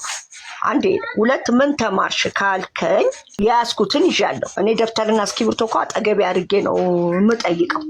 ዝም ብዬ ብቻ የላይ በላይ አልሰማም። ሌላም ጥያቄዎች አሉ። በዚሁ በስግደት ዙሪያ በዚሁ ከፍቼ እጠይቃለሁ። ይሄ ፕሮግራም እኮ ተዘግቷል። አሁን ጥያቄና መልስ ነው ከወንድሞቻችን ከፕሮቴስታንት ጋር ጥያቄና መልስ ነው እየተመላለሰ ያለ። በወቅቱ በነበረው ሰዓት እሺ ቴዳ አለክ እንጣቢ ባኩም ቴዳ አለሁ። ሰላም ናችሁ? ሰላም ነው። እግዚአብሔር ይመስገን፣ ሁሉ መልካም። እግዚአብሔር ይመስገን። አይ ጥሩ ትምህርት ነበር ኤርሚ። በእውነት ጌታ ኢየሱስ ይባርክ። በጣም ትልቅ ነገር የነገርከን ያስተማርከው። ዶክተርንም እግዚአብሔር ይባርካት። በራሷ እሷ በገባት መልክ ያላትን ነገር አስረድታናለች። በእውነት በጣም ነው ደስ የሚል። ዶክተርና ኤርሚ ያደረጉትን ንግግር በጣም አፕሪሼት አደርጋለሁ። በእውነት ደስ በሚል በቃ ሰው በዚህ መልኩ ነው አንዱ ተናግሮ ሲጨርስ አንደኛው ደስ ይላል በጣም። እነ ሰላም ለኪም ቢያወሩበት በጣም ደስ ይለኝ ነበር። ከኤርሚ ጋር ቢነጋገሩ እንሰማ በጣም ደስ ይለኛል። እሺ ቴዳዬ፣ ሰላም ለኪ ያለ አብርሽ አለክ መሰለኝ አሎ። በቃ ሰላም ለኪ የሉ መሰለኝ። ኤርሚ አለክ? እኔ ያለው በቃ ምንድነው ሌላ ጥያቄ አለክ? አብርሽ አለ። ሰላም ለኪ ያሉ መጡ። የት ሄደው ነው? በቃ ያለው ጥያቄውን ይመልሱለታል። እሺ እሱን ይጠየቃል። አዎ ኤርሚ ምንድነው ጥያቄ? እርሱ ዘንድ የሚላኩ የሚያገለግሉ እነዚህ እግዚአብሔር መናፍስት ናቸው ስለሚል ይሄ እንግዲህ የተነሳው ምንድነው ገድላት ላይ ኪዳን አላቸው የማዳን የሚል ነገር አንዱ ሲጠይቅ፣ አዎ ምክንያቱም መጽሐፍ ቅዱስም ያን ይላል መላእክት እንደሚያድኑ ብለው ወይም ደግሞ እንደሚራዱ በጸሎታቸው ብለው የተተረጎመው ይሄ ዕብራውያን ጥቅስ ነው። ሁሉ መዳንን የወርሱ ዘንድ የሚያገለግሉ ወይም የሚላኩ ሲል የሚያገለግሉ ናቸው። ስለዚህ ስለ ሰው መዳን ይጸልያሉ ብላ ነው የፈታችው። እንደዛ ነው። ሰላም ለኪ ትርጉሙ። ኦኬ አሁን ለማዳን ሲባል ያው መላእክት በባህሪያቸው ያው የሚጸልዩም ናቸውና ካየነው መጸለይ የሚችሉ ናቸው። ስለዚህ መጸለይ እስከቻሉ ድረስ ጸሎት ደግሞ ለድህነትም እጅግ በጣም ጠቃሚ ስለሆነ መጸለይም ሁሉም ያካትታል። መራዳትም ያካትታል፣ ከክፉ መጠበቅም ያካትታል፣ ሚስጥር መግለጽም ያካትታል። ሁሉም ነገር መላእክት የሚያደርጉት ነገር ለሰው ልጆች ድህነት ነው ማለት ነው። ስለዚህ ይሄ እኔ በክርስቶስ ኢየሱስ የሚያምን የዘላለም ሕይወት አለው ስለሚል መጽሐፍ ያን ነገር ነው ይዘውልኝ የሚመጡት ወይስ እንዴት ነው? አሁን መዳን ስንል የነፍስ መዳን የዘላለም ሕይወት ከማግኘት ጋር ነው የሚጠቀሰው። የሚላኩ ይላል፣ የሚያገለግሉ ይላል። ወዴት ነው የሚላኩት? ምኑን ነው የሚያገለግሉት? እኔ ኢየሱስን አምኜ የዘላለም ሕይወት እንዲኖረኝ። ኦኬ አሁን ምንድነው ሁሉም ነገር ድህነት በክርስቶስ ነው። ሁሉም ነገር ክርስቶስ የፈጸመውን ድህነት ነው በቅዱሳንም በኩል በመላእክትም በኩል የሚገኘው ክርስቶስ የፈጸመውን ድህነት ነው እና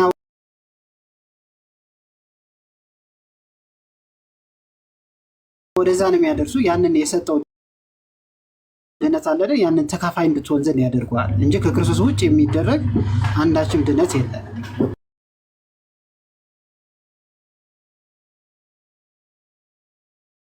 ይሄ ነገር የተቀመጠ ነገር አለ። ለምሳሌ አንድ ሰው መታወቂያ ለማውጣት ወረዳ ምናምን ሲሄድ የተቀመጠ ክራይቴሪያ አለ። ክራይቴሪያው ምንድነው? ፎቶ ይዘና ክፍያ ይዘና የዚህ ወረዳ አባሉን ከዛ ይሰጣል ነው።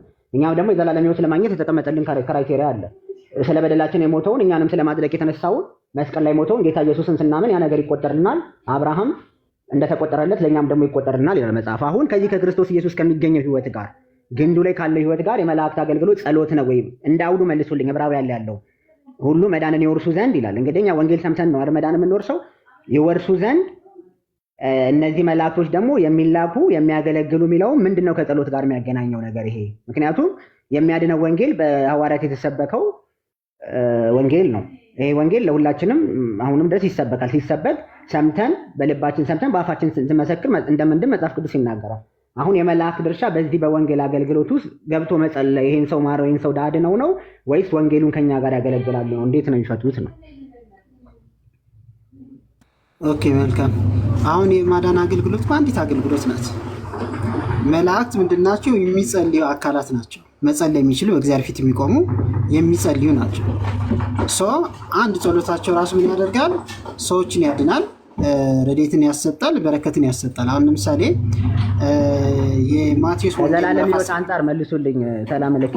አዎ የዘላለም ሕይወት አሁን ሰው ለሰው የሚጸልየው እኮ ለዘላለም የዘላለም ሕይወት ይኸው ቅድም እንዳሉኝ ሁሉ ነገር በኢየሱስ ነው የሚገኘው። የዘላለም ሕይወት በእሱ ነው ስላሉኝ እዚህ በኢየሱስ የሚገኘው የዘላለም ሕይወት ውስጥ የእነሱን ድርሻ ነው የሚነግሩኝ እንጂ ስለ ረድኤት ስለ በረከት አይደለም። አዎ አሁን ወደ የዘላለም ድህነት ሲባል በክርስቶስ ይገኛል ሲባል እንዲያው ክርስቶስ ብቻውን በቃ አለን አይደል? ማንም ፍጡር ሳይገባ ማንም ቅዱስ ሳይገባ እነሱ ገብቶ ማን ነው ክርስቶስ ብቻ ያደርግላል ማለት አይደለም። በተለይ ማለት እሱ አሳየኝ አይደለም መጽሐፍ ቅዱስ እንደዛ ያሳየ። አሁን እቺ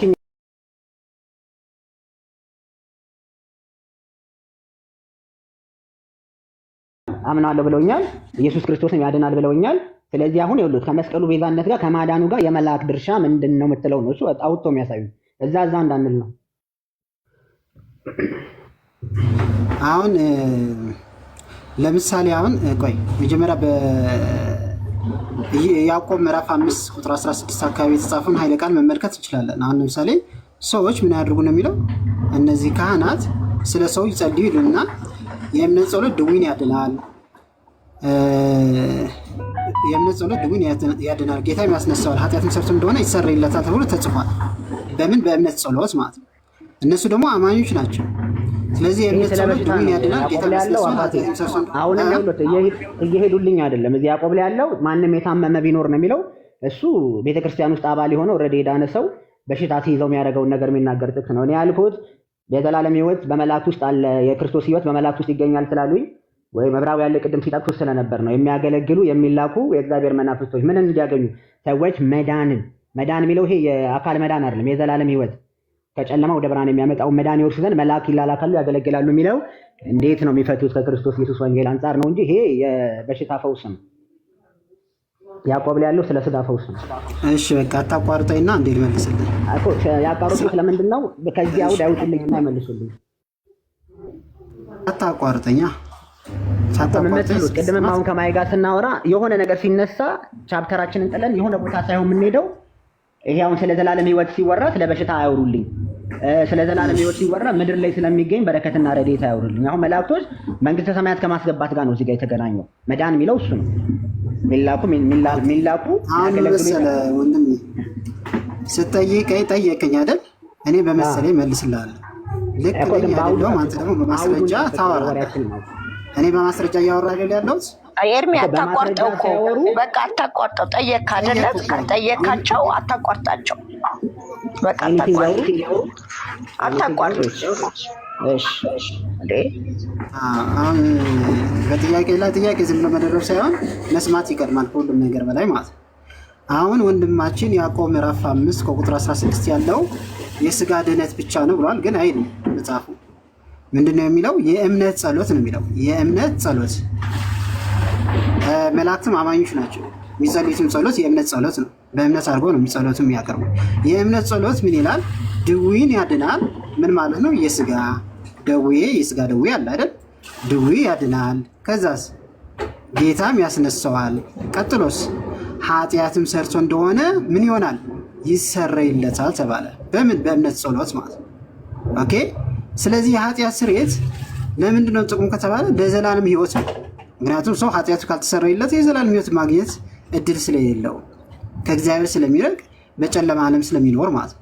ስለዚህ የእምነት ጸሎት ምን ያደርጋል? ኃጢአትን ያስተሰርያል። ኃጢአትን አስተሰርያ በቃ ዘላለም ሕይወት ነው በራሱ የሚገኝበት መንገድ ነው። ያለ ኃጢአት ስርየት የዘላለም ሕይወት ስለሌለ ማለት። ስለዚህ የእምነት ጸሎት እነሱም የሚጸልዩት ጸሎት የእምነት ጸሎት ነው። ልክ እንደ ክርስቲያን አንድ ህብረት ነው ያለው። አንድ መንጋ አንድ ህብረት ነው ያለው። ስለዚህ በጸሎታችሁ ምን ያደርጋሉ? ሰውን ያግዛሉ፣ ይረዳሉ። አሁን ሁሉም ኤርሚ አንዴ አታንሳ፣ አትቸኩል፣ መስማት ይቀድማል። ምንድን ነው የሚለው ቃሉ? አሁን ሁሉም መዳንን ይወርሱ ዘንድ ለማገዝ የሚላኩ አይደለምን እኮ ነው የተባለው። ሁሉም መዳንን ይወርሱ ዘንድ ለማገዝ በምንድን ነው የሚያግዙት? በቃ ከእግዚአብሔር ተልኮ በቃ የሆነ ነገር ማድረግ ብቻ ነው። ጸሎት ሳይጸልዩ ሁሉ ጊዜ በጸሎት ያሉ ናቸው። 24 ሰዓት የሚጸልዩ ናቸው። ስለዚህ ጸሎት በራሱ ለሰው ድህነት አጋዥ ስለሆነ ቅድም እንደጠቀስኩልህ እነሱም በጸሎታቸው ያግዛሉ። በጸሎታቸው ምን ያደርጋሉ? ያግዛሉ። ምን እንዳትሆን፣ አንድም በስጋ እንዳትጎዳ፣ ሁለተኛ ደግሞ ከነፍስ ደግሞ እንዳትጠፋ። ልክ አሁን ያቺ በለስ ፍሬዋ የወይን ፍሬዋ ሲንከባከባት አልነበረ መልአኩ?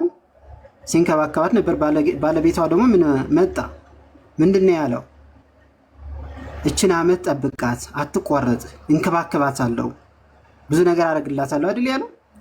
ኦኬ። ስለዚህ ጌታዋ ክርስቶስ ነው በራሱ። እንከባከባታለሁ ያለው ደግሞ መልአኩ ነው። ስለዚህ መላእክት ምን ያደርጋል? ያግዙናል። ስለዚህ ማገዝ ሲባል እንዲያው ተልኮ ብቻ የሆነ ነገር መናገር ብቻ አይደለም። ማገዝ ሲባል ጸሎተኛም ስለሆኑ በጸሎታችሁም ያግዛሉ። ጸሎት ምን ስለሚያደርግ? የኃጢአትን ስርየት ስለሚያስገኝ ማለት ለሰው ተደርጎ ለሰው ሆኖ ለሰው የሚቻል ሆኖ ለመላእክት የማይቻልበት ምንም አይነት ምክንያት የለም። ግልጽ ነው ኤርሚ? ልክፈት? እሺ። ፕራክቲካሊ ይህን ቃል መሬት ላይ እናወርደውና ከመጽሐፍ ቅዱስ ወደ ቆርኔሌዎስ ቤት መልአክ ተልኳል አይደል? አሁን ተላኩ ስለሚል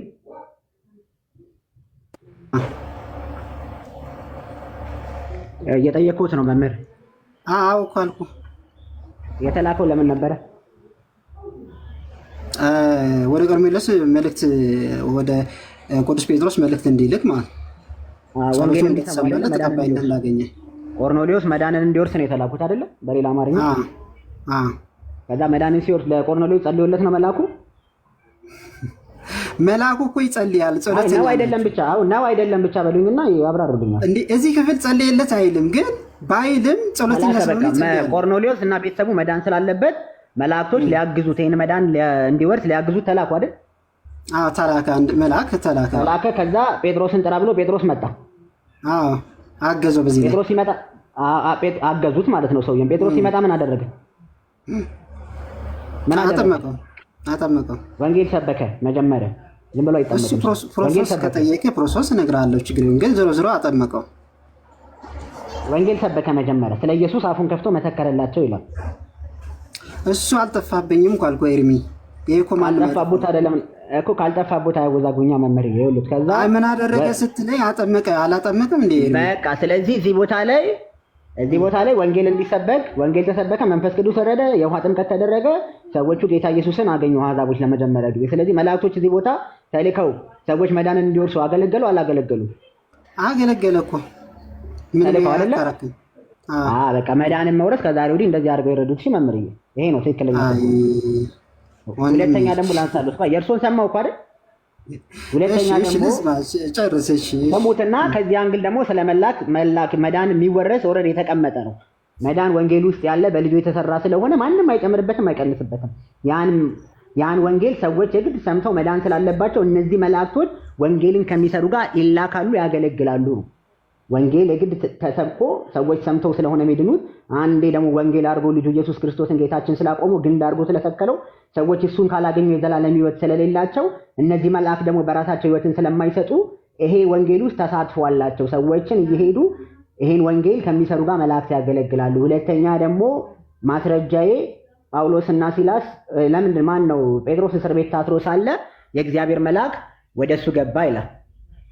ከዛ በሩንም ከፈተለት፣ ጫማን አግባ አለው፣ ይዞት ወጣ። ወንጌል ሊታሰር አይችልም። የሰው ስራ አለው። በዚህ ከተማ እግዚአብሔር ሰዎች አሉትና መስበክ ስላለበት ከዛ በፊትም ሰዎች ሲገቡ የጌታ መልአክ በሌሊት እየመጣ እየቀሰቀሰ ስሩ፣ አሁንም በዚህ ከተማ ሰዎች አለን ይል ነበር። ስለዚህ ትክክለኛ አውዱ ሲፈታ በዚህ መልክ እንጂ ሰዎች መላእክቶች ጸልየው ኃጢአት ተሰሪው መንግስተ ሰማያት ይገባል የሚለው ገድላት ላይ ያለ ነገር ሊሆን ይችላል እንጂ መጽሐፍ ቅዱስ በዚህ መልክ አላስቀመጠውም። ወንጌል እንዳይታሰር መላእክቱ ሐዋርያትን ሄዱ ያስፈቱ ነበረ፣ ያበረቱ ነበረ። ማን ነው ሳውል ደግሞ እየዛተ አንዴ ጴጥሮስን ዮሐንስን አስገድሎ አሁንም ዝቶ ደግሞ ሌሎችንን ሲያደርግ ክብር ስላልሰጠ ለእግዚአብሔር የእግዚአብሔር መልአክ መታው ይላል። በትልም ተበልቶ ሞተ ይላል። ያን ንጉስ ማለት ነው። ለምን? ወንጌል ላይ መላእክቶች ስለሚያገለግሉ ሁሉ በክርስቶስ የሆነው መዳን እንዲወርስ እነሱ አብሮ አገልጋዮች ስለሆኑ እንጂ በፍጹም ከነሱ ኪዳን ጋር የነሱን ቤተክርስቲያን ከመሳለም ጋር ለነሱ ሰግዶ መንግስተ ሰማያት ከመግባት ጋር ምንም መጽሐፍ ቅዱስ ይሄን ቦታ አያገናኘውም።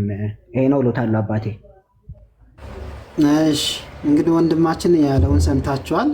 አንድ ቅርንጫፍ ብቻ ነው፣ አንድ አገልግሎት ብቻ ነው የተናገረው። ያንን አገልግሎት ተገለጠ ማለት ግን ሌላ ነገር እንዲያው መጸለይ አይችሉም፣ ሌላ ነገር ማድረግ አይችሉም ማለት አይደለም። መጽሐፍ ቅዱስ ላይ እንደዛ የሚል ጽሑፍ ነገር የለም፣ አያደርጉም የሚል የለም። ያው አንተ ስለደመደም ፕሮቴስታንት እምነት መደምደም የተለመደ ስለሆነ ያልተጻፈው ነገር መደምደም የተለመደ ስለሆነ በዛ አንግል ነው ያየው። ግን እኔ አንድ ጥያቄ ስልጠይቅ እስካሁን አንተን ኤርሚ ወደ መግባባት እንድንደርስ ነው። እኔም ብማር እማርቦታለሁ፣ ይማሩብኛል። ምንድነው? እስካሁን ብዙ ጥያቄ ጠየቅና አንተ ጠየቅና እኔ ደግሞ ልጠይቅ።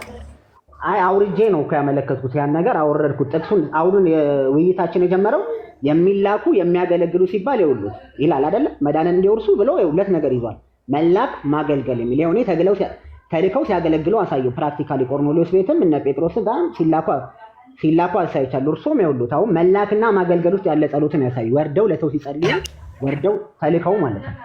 መላክ በቃ አሁን የመጨረሻ ጥያቄ ጠየቅ፣ እኔ ደግሞ ከዛ በኋላ ጠይቃለሁ። ኦኬ አንተ ብቻ ጠያቂ መሆን የለብህም፣ ያው ወንጌል እንዲገባ ማለት ነው። አሁን ስሙ እንግዲህ እህትና ወንድሞቼ፣ መላክ ከዛ ደግሞ ማገልገል። ኦኬ መላክና ማገልገል ሲባል ጆና እንዴ ምን አለ? መላክና ማገልገል ሲባል እንዲያው እለት እለት እየተላክ ማገልገል ማለት አይደለም። አንዴ ተልኮ መሰጠት ነው። አንዴ መላእክት ተልኮ ተሰጥቷቸዋል። ምን ማድረግ? ሰውን ማዳን። ሰው እንዴት የሚድ ነው? አሁን ለምሳሌ መላክ የምትለው ቃል እለት እለት እየተላከ እንዳይመስላችሁ። አሁን ለምሳሌ ሐዋርያት ተላኩ አይደል? ወደ ዓለም ሂዱ ብሎ ላካቸው። ሂዱ ብሎ ሲልካቸው በየዕለቱ ደግሞ ሂዱ እያለ አይደለም ይልካቸው። አንዴ ተላኩ። ህይወታቸው እሱ ነው፣ ኑሯቸው እሱ ነው። ምን ማድረግ ነው? ሰውን ማዳን። ምን በማድረግ? ወንጌል በመስበክ። ከዛስ ሚስጥራትን በመፈጸም። ሚስጥራትን መፈጸም ማለት ማጥመቅ፣ የተለያዩ ስጋና ደሙ እንዲቀበል ሰው ማድረግ። ከዛስ ይሄ ብቻ ነው አይደለም። ቀጥሎ ደግሞ መለመንም አለ። ዋናው ነገርም መለመን በራሱ ዋና ነገር ነው። ኦኬ። ከዛ ውስጥ መካከል ምንድነው ካህናት ምን እንደሚያደርጉ ተጻፈ። ያዕቆብ ምዕራፍ 5 ቁጥር 16 ላይ እንደምናየው ስለ ሰዎች ይጸልያሉ። የሚጸልዩበት ምክንያት ደግሞ ሰው ከኃጢአቱ ይነጻ ዘንድ ነው። የእምነት ጸሎት ድውዩን ያድናል፣ ጌታ ያስነሳዋል፣ ኃጢአትም ሰርቶ እንደሆነ ይሰረይለታል ተብሎ እንደተጻፈ ሁሉ መላእክት አይልም አባቴ እዛ ቦታ ኤርሚ አስተካክሉ። ኤርሚ አይ ለመሰሎት ማቆሙ ገብቼብሃለሁ ማለት ዳውዱ ስለሄድኩ ነው እኮ ዝም ያሉኝ። እዚህ ቦታ የቤተክርስቲያን ሽማግሌዎች ማን ላይ ገብቼብሃለሁ እኔ? አይ አሁን ጠዋትም የነበረው ችግር ምን መሰለው ሰው ሁሉ አንድ የሚጻርግ እኔ ሐሳብ አንዴ ማለት እኔ ለመውረድ ነው። አሁን መልእክት ለማስተላለፍ እንትን ለማለት ሳይሆን ኤርሚያስ ብትባሉ በጣም እየተንገበገብክ ነው። ተራ እየሰጠህ አይደለም። አንተ ብቻ እየጮክ ነው እየወረድክ ያለው እንዴ። ትጠይቃለህ። ከጠየቅ በኋላ መልስ እስኪመለስልህ አትታገስም። አይ ይኸውልህ ማነስም አሁን የገባው ትንገበገባለህ ያልከኝ ልጅ የተንገበገብኩ አይደለም። ሲቀጥል እያወራን ያለ ነው ስለመላእክት ነው። ለቤተክርስቲያን ሽማግሌዎች ባለቤት የሌለው ቤት አድርገዋል። ቅድም እና ኢዮብ ባሉበት ሰዓት ለምን አትገባም ነበር? አታስወርዱት። በቃ እኔ ነኝ ያስወረድኩት። ማይ ያስገቢው። አይ እንትንም እየሰጠ አይደለም። አንዳንድ ጊዜ መምህር ሲናገር እኮ እንትን ማለት ተገቢ ነው እና ቅድም ጀምሬ ታግሼዋለሁ። ቆይ እኔ ነኝ ያስወረድኩት። ቅድም ጀምሬ ታግሼዋለሁ። መምህር ሲጠይቅ እሱ ሲናገር ሚውት አድርገው ነው የሚያዳምጡት። ልክ መናገር ሲጀምሩ መምህር ጣልቃ ይገባል። 2 3 ያስጠንቅቀዋለሁ፣ ተው ብዬዋለሁ። ስለዚህ ቀጥሉ መምህር። ምንም አላስወረድኩም። ምንም እኮ ለዛ ነው ያስወረድኩት። በቃ ጥያቄውን ይመልሱለትና ይገባል። አዎ አይ እንትና ማነው ኤርሚያስ ነው የሚባለው። በቃ ተረጋጋና ቢያንስ እሳቸው ሲያወሩ አድምጥ። ከዛ አድምጠህ ልክ እሳቸው ሲጨርሱ አንተ ደግሞ በተራ ይሄ ነገር አልገባኝም ብለህ ነው መጠየቅ። እኛም እየተማማርን ስለሆነ ከሁለታችሁ ግባና ቢያንስ እሳቸውን አድምጥ። መልስ መጠየቅ ብቻ ሳይሆን ማድመጥም አለብህ እና አስገቢው። ማየ ማን ነው ስሙ? ማን ነው ልጁ? ገስ ላክ እስኪ ካለክ ኤርሚ ነው።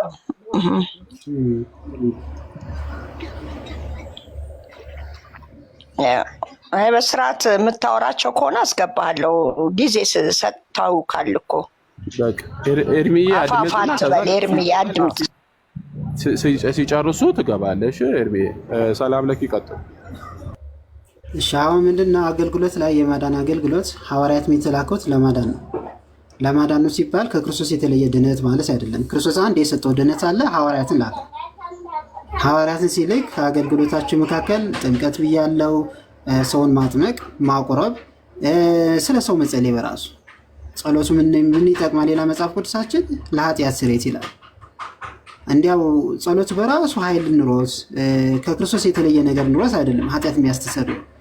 እነሱ ሲጸልዩ ክርስቶስ ኃጢአትን ይሰርያል ማለት ትርጉሙ። ስለዚህ አንድ የተልከው እለት እለት እንዲያው ተልኮ እየተደገመ በየዕለቱ የሚነገራቸው አይደለም። አንድ የተላኩ ያን ነገር ይፈጽሙታል። መላእክትም አንድ የተልኮ አላቸው።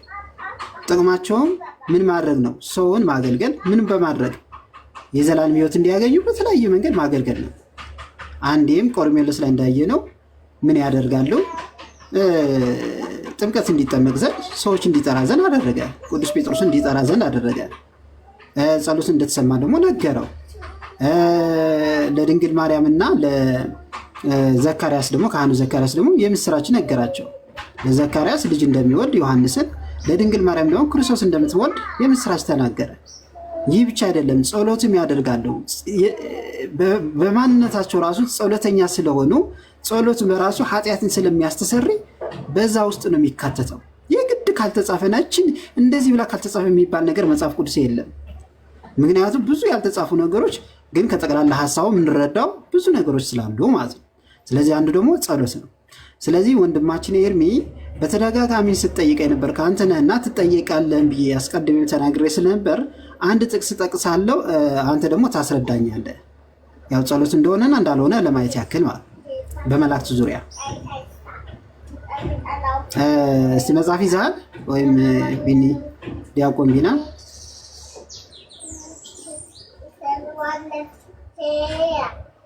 የኔ መልሰው ጨረሱ ማለት ነው መምህር? መልሼ ጨርሻለሁ። እንግዲህ ገባህ አልገባህ ያው ራስን መመርመር ነው። አይ እኔ ቅድምም አሁን ማይን ተቆጣው ምንድነው ውይይት ሲባል አውድ መጠበቀ መልኩና የሚነሱ እኔም በአውድ ነው የምጠይቅህ። ቆይ አንዴ አባቴ የሚነሱ ምዕራፎችና መልሶች ሁሉ የአውድ ከተጠቀሰው የተጠቀስኩትን ጥያቄ ላይ የጠየቁትን አውድ የሚደግፉ ወይም ያበረታቱ መሆን አለባቸው እንጂ የመላእክቱን መተው የቤተክርስቲያን ሽማግሌ ጋር የመለሱልኝ። አሁን እኔ ያልኩት ያው ቀጥታ ኤርሚዬ ያንተ ጥያቄ ምን ነበር? ኤርሚዬ የኔ ጥያቄ የነበረው የሚላኩ መዳንን የወርሱ ዘንድ የሚላኩ ወይም የሚያገለግሉ የእግዚአብሔር መናፍስቶች ናቸው መላእክቶች። ስለዚህ ገድል ላይ ኪዳን ተሰጥቷቸዋል ያድናሉ። ጠዋት የተወራ ነበር። አንተ ትኖር አትኖር አላውቅም። አይ አሁን የጠየቃቸው ለሰላም ለኪ አሁን የጠየቃቸው ጥያቄ እሱን ነው የማወራው። ለምን አይነት ወሬ ተነስቶ ነበር መሰለ? መጀመሪያ ገድላት ላይ ራሳቸው በራሳቸው የሚያስምሩት ኪዳን ስላላቸው ነው ያድናሉ በራሳቸው የሚል ነገር አንድ ልጅ ያነሳል። ብቻ የሚባል ልጅ ሲያነሳ አዎ ምክንያቱም መጽሐፍ ቅዱስም እኮ ይሄን ይደግፍልናል ብለው የዕብራውያን ወንጌልን ዶክተር ጠቀሰች። ዶክተር ምን አለች? መዳንን የወርሱ ዘንድ የሚላኩ ወይም የሚያገለግሉ የእግዚአብሔር መናፍስቶች አይደሉም ምን የሚለውን ጥቅስ ዶክተር አነሳች። ስለዚህ ገድላትም ሰዎች በኪዳናቸው ያድናሉ ሲባል ትክክል ናቸው አሉ።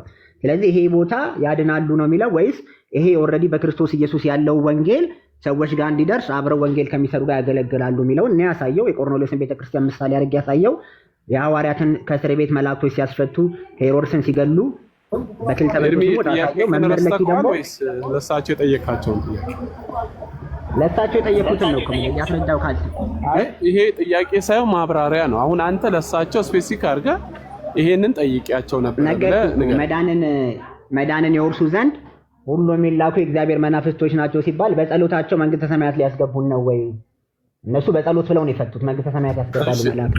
እሳቸው ምን ብለው መለሱልህ? እሳቸው ደግሞ የእንትና ጋር ወሰዱኝ ያዕቆብ ላይ እኮ ከዛ ወስደው ምን መለሱልህ? ስለ በሽታ መልስ ሰጡኝ። ከዘላለም ሕይወት ጋር ተገናኝቶ ያ ስለ በሽታ ነው። ኦኬ ያዕቆብ ላይ ያለው የስጋ ፈውስ ነው። የስጋ ፈውስ ነው። ምክንያቱም አንድ ሰው ኃጢአት ሰርቶ ቢሆን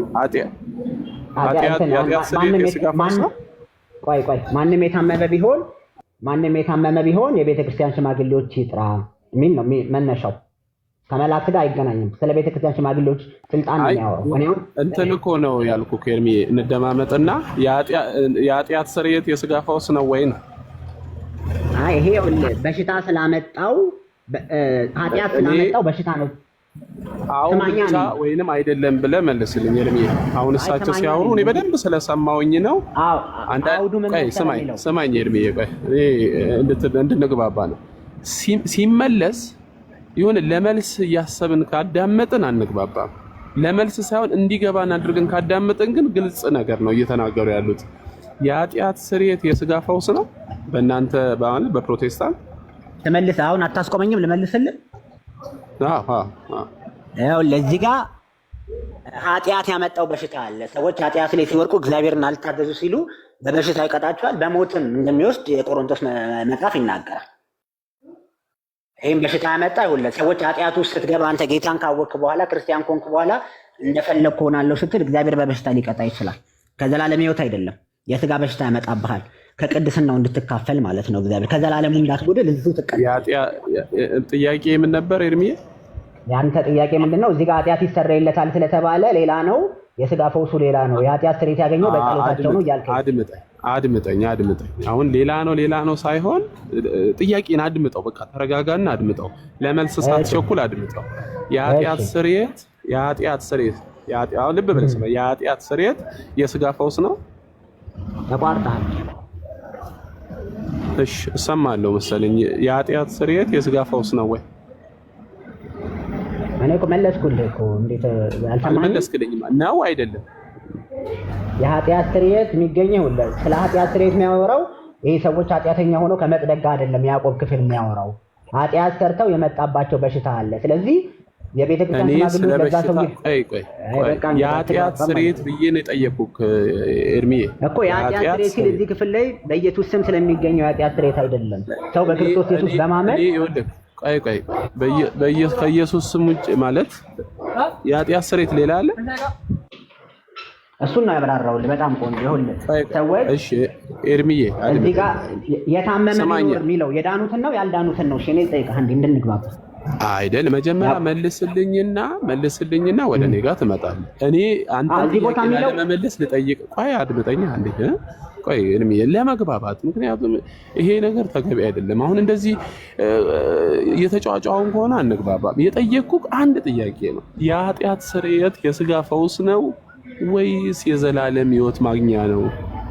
አይ አይደለም፣ ለስጋችን ለኃጢአት ስርየት በእኛ በፕሮቴስታንት በኃጢአት ስርየት ሲባል ለስጋ የምናገኘው ፈውስ ነው ትለኝና ታስረዳኛል። ሁለት አይነት ነው ነገርኩህ ግን አይደል? የኔን ሐሳብ ልጅ የተረዳው ነገር እኔ መለስኩልህ መልስ ስላለ በስጋቸው አንተ መለስከው ልንገርህ የመለስከው የገባህን ነገር በስጋ በሽታ በስጋቸው ያመጡት የኃጢአት ነው አልከኝ አይደለ? በስጋቸው አውዱ ምንድነው የሚለው? ያዕቆብ ላይ ያለው ምንድነው የሚለው? እስቲ ምዕራፉን ዝም ብለህ ቆይ ስማኝ ኤርሚዬ። ማንም የታመመ ቢኖር የቤተ ክርስቲያንን አባት ወደ እርሱ ይጥራ። ትክክለኛ አይደል? ትክክል ነው። አዎ ይጸልይለት። የእምነት ጸሎት ድውዩን ያድናል፣ ጌታም ያስነሳዋል። ኃጢአትንም ሰርቶ እንደሆነ ይህ ምን ኃጢአትንም ሰርቶ ከሆነ ይሰረይለታል አለ። ኦኬ የኃጢአት ስርየት የጠየቅኩህ ይኸውልህ ያዕቆብ ጋር አትቶ የኃጢአት ስርየት የስጋ ድነት ነው ወይስ የዘላለም ሕይወት ማግኛ ነው? ይሄ በጣም የኃጢአት ስርየት የዘላለም ሕይወት የሚያሰጥ ነው። እኔ ለዛ ነው በሁለት የመለስኩልህ። አሁን አንተ አንድ ብቻ አድርገውና ያኛውን እሺ ለአንተ እንዲመች አንተ የፈለከው ሁለቱንም በአንድ አይነት ተው፣ ችግር የለም። ለአንተ እንዲመች አድርጌ ልጠይቅህ እስኪ። የኃጢአት ስርየት ከዘላለም ቆይ ስማኝ፣ የኃጢአት ስርየት ከዘላለም ሕይወት ውጪ የምናገኝበት እስቲ ነገር ኃጢአት ስርየት ከምናገኘው የመጨረሻ መጽሐፍ ቅዱስ ላይ በደንብ ስማኝ። እሺ አንዴ ይኸውልህ በደንብ ስማኝ። ምንድን ነው የጠየኩህ? የመጨረሻ ጠየኩህ ምንድን ነው? የኃጢአት ስርየት የዘላለም ሕይወት የሚያሰጥብህ አለ ያልከኝ አይደል? አይደለም። የኃጢአት ስርየት የዘላለም ሕይወት የማያስገኝ የኃጢአት ስርየት አሳየኝ። ነው ያዕቆብ ላይ አሁን የጠቀስክልኝ ለበሽታ እሱ የዘላለም ሕይወት ለስጋ በሽታ ሰውየው እኮ የዳነ ሰው እኮ ነው። ማንም የታመመ ቢኖር እኮ ለቤተ ክርስቲያን የተላለፈ መልእክት እኮ ነው። እሺ የኃጢአት ስርየት የሚያገኝበት ለምንድን ነው? የኃጢአት ስርየት ስማኝና አይደለም ነው ትለኛለህ። ይኸውልህ ወደ አላመኑ ሰዎች ሲላኩ ስለ በሽታ የቤተ ክርስቲያን ሽማግሌ እኮ የምትለቀው አንተ የዛ ቤተ ክርስቲያን እኮ አባል ነህ። ሽማግሌዎች አሉ ቤተ ክርስቲያን ውስጥ፣ አንተ አባል ነህ። ቤተ ክርስቲያን ከሄደክ ሽማግሌዎቹን ነው የምትጠራው። በኢየሱስ አምነህ እዛ ቤተ ክርስቲያን እኮ አባል ሆነሃል። ግን ካልሆነማ ሽማግሌዎቹን የት ነው የምታውቃቸው? ገባ ጠፋ ወይስ እሱ የለም? እኔ ክፍሉ እንደዛ ነው። ጠፋ መሀል እየወጣት ነው። እሺ ቤተ ክርስቲያን ውስጥ ሆነው ነው አይደል የሚጸልዩት? ቤተ ክርስቲያን ውስጥ ይሄኛው ሰውዬው የዳኑ ሰዎች ናቸው ነው። አንዴ ልጨርስልህ። ቆይ ያልከኝ ያዳመጥኩህ ነው አይደለም የሚለውን ከዛ ታሳየኛለህ። እኔ አሁን ያዳመጥኩ መሆኑን እነሱ የቤተ ክርስቲያን ሰዎች ናቸው፣ ቤተ ክርስቲያን ውስጥ ያሉ ናቸው፣ የዳኑ ናቸው ነው የምትለኝ አይደለም? በስሙ አምነው ቤተ ክርስቲያን አካል ሆኗል። አንዴ የዘላለም ሕይወት ያገኙ ናቸው ነው ያልከኝ። በቤተ ክርስቲያን አካል ሆኗል። ስለዚህ ኃጢአትን ቢሰሩ ከዘላለም ሕይወት አይጠፉም ነው የምትለኝ? ውይይታችን እሱ አይደለም። ቆይ ስማኝ፣ እኔንም በደንብ አግኝ። አሁን እኮ ነው ያላወራሁኝም። አሁን አንተ ያወራውን ነው እኔ ያወራሁት እንጂ እንደሱ አይደለም ያልኩት ነው። እኔ ደግሞ የምልህ ኃጢአት መስራት የዘላለም ሕይወት ያሰጣል አያሰጥም፣ አንዴ የጸደቀ ሰው ኃጢአት ቢሰራ ይሞታል አይሞትም የሚል ወሬ ውስጥ አይደለም ሲጀመር ያለ ነው። ይሄ ክፍል እንዳውዱ ከሆነ የምታጠኑት የሆነ ሰው ይታመማል፣ ኦልሬዲ በክርስቶስ ኢየሱስ አምኖ ቤተክርስቲያን ውስጥ እሺ፣ አጠራርጌ የመለስኩልህ እኮ ነው። ተንዛዛ። ቆይ አንዴ አጠራርጌ መልስ። አዎ አይደለም። እሺ ያው ከስር አንዴ ሚውት አድርገው፣ ኤርሚ ሚውት አድርገው። ያንተ ማለት ኖርማል የሆነች ነጥብ ጥላለሁ ብለህ ከሆነ ከስር ያላችሁ ፕሮቴስታንቶች የኃጢአት ስርየት የዘላለም ሕይወት ነው ወይስ አይደለም?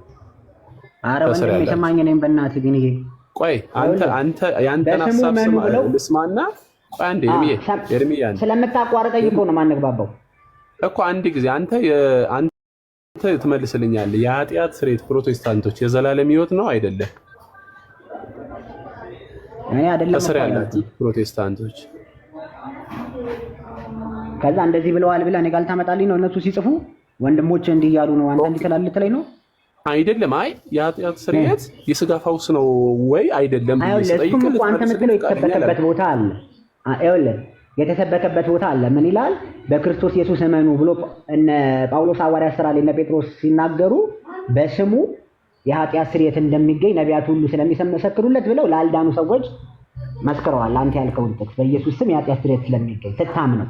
መጥቶ ሰው ጸልዮልህ አይደለም። አንተ ራስህ ወንጌል ሰምተህ ስታምን የኃጢአት ስርየት በክርስቶስ ኢየሱስ ስም የኃጢአት ስርየት ውሸት ነው ማለት ነው። እዚህ ጋር ያዕቆብ ጋር ያለው ማለት ቆይ በቢንዬ ሰማኝ፣ አንድ ያስጨርሰኝ፣ አንድ ደቂቃ መልስልኝ። ወደ ሌላ አውድ አትሂድ።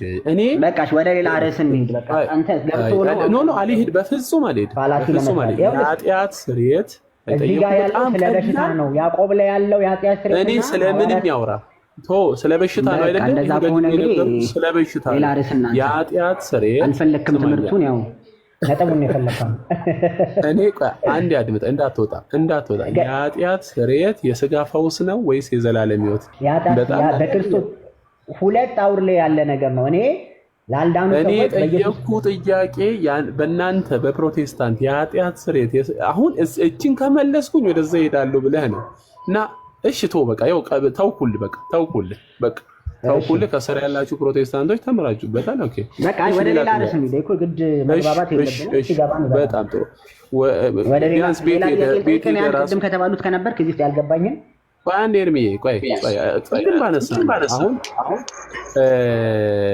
መላእክቶች ከመላክ ውጭ አገልግሎት የላቸው?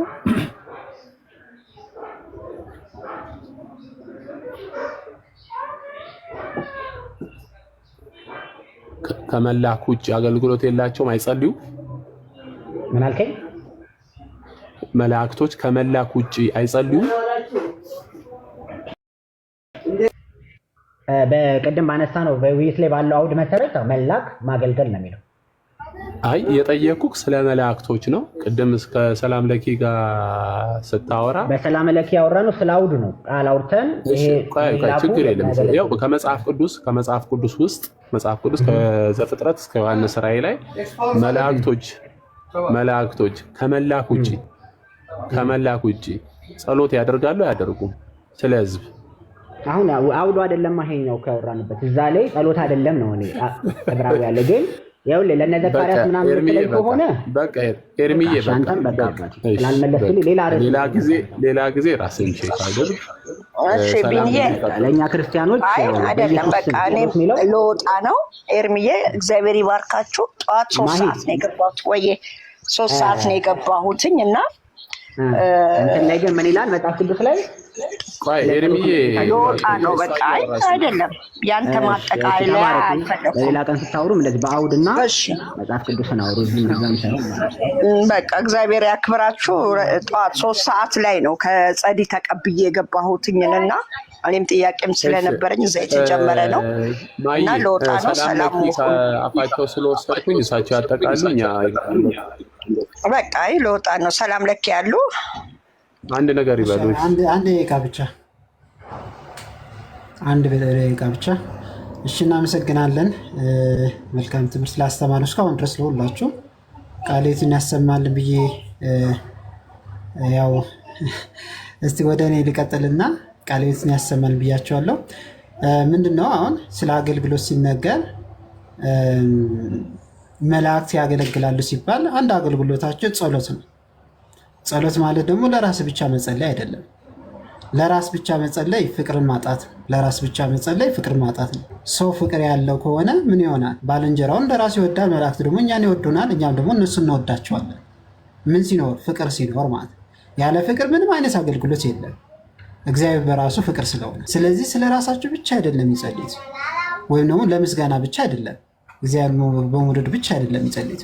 ታዲያ እኛንም መውደድ አለባቸው። ምክንያቱም እኛም በደም የተገዛን ስለሆነን እግዚአብሔርን ደግሞ አክብሮ ስለፈጠረን ይወዱን ዘንድ ስለሚገባ፣ ስለዚህ ከወደዱን ደግሞ ምን ማድረግ አለባቸው? ስለ እኛ መጸለይ አለባቸው። ጸሎት በራሱ የፍቅር መግለጫ ስለሆነ፣ ስለዚህ መላእክት እንደሚጸልዩ ይታወቃል። መጽሐፍ ቅዱስ ላይ የሚጸልዩ ከሆነ ስለ ቅዱሳን ማነው? ስለ ቅዱሳን ብቻ ሳይሆን ስለ ሁሉም ሰው መጸለይ አለባቸው ማለት ነው። ያ ፍቅር ስለማይሻር። ስለዚህ ከአገልግሎት ውስጥ አንድ ጸሎት አገልግሎት ነው። ለሰው ብቻ ሳይሆን ለመላእክትም አገልግሎት ነው። ግን ጸሎት ምን ያደርጋል ተብሎ ሲጠቀስ ቅድም ያመጣሁበት ምክንያት ለዛ ነው። ኃጢአትን ያስተሰርያል። ጸሎት ምን ያደርጋል? ኃጢአትን ያስተሰርያል። ኃጢአትን አስተሰረየ ማለት ደግሞ የዘላለም ሕይወትን ማግኛ መንገድ ነው። በራሱ ኃጢአትን ማስተሰረይ የዘላለም ሕይወትን ማግኛ መንገድ ነው። ስለዚህ ሁሉ መዳን ይወርሱ ዘንድ የሚላኩ የሚያገለግሉ መናፍስት አይደሉምን ሲባል አገልግሎታቸው አንዱ ምንድነው? ጸሎት ነው። ጸሎተኛ ስለሆነ ማለት ለዛ ነው ጥቅሱ ያመጣሁበት ምክንያት የእምነት ጸሎት ድውያን ያድናል፣ ጌታም ያስነሳዋል፣ ኃጢአትም ሰርቶ እንደሆነ ይሰረይለታል ተብሎ ስለተጻፈ ማለት እነሱም ደግሞ በእምነት ነው የሚጸልዩት እና ለእነሱ የሚወክል ነው። ይሄ በራሱ ለእነሱ የሚወክል ነው እና አመሰግናለሁ ማየ እድሉም ስለሰጠሽኝ።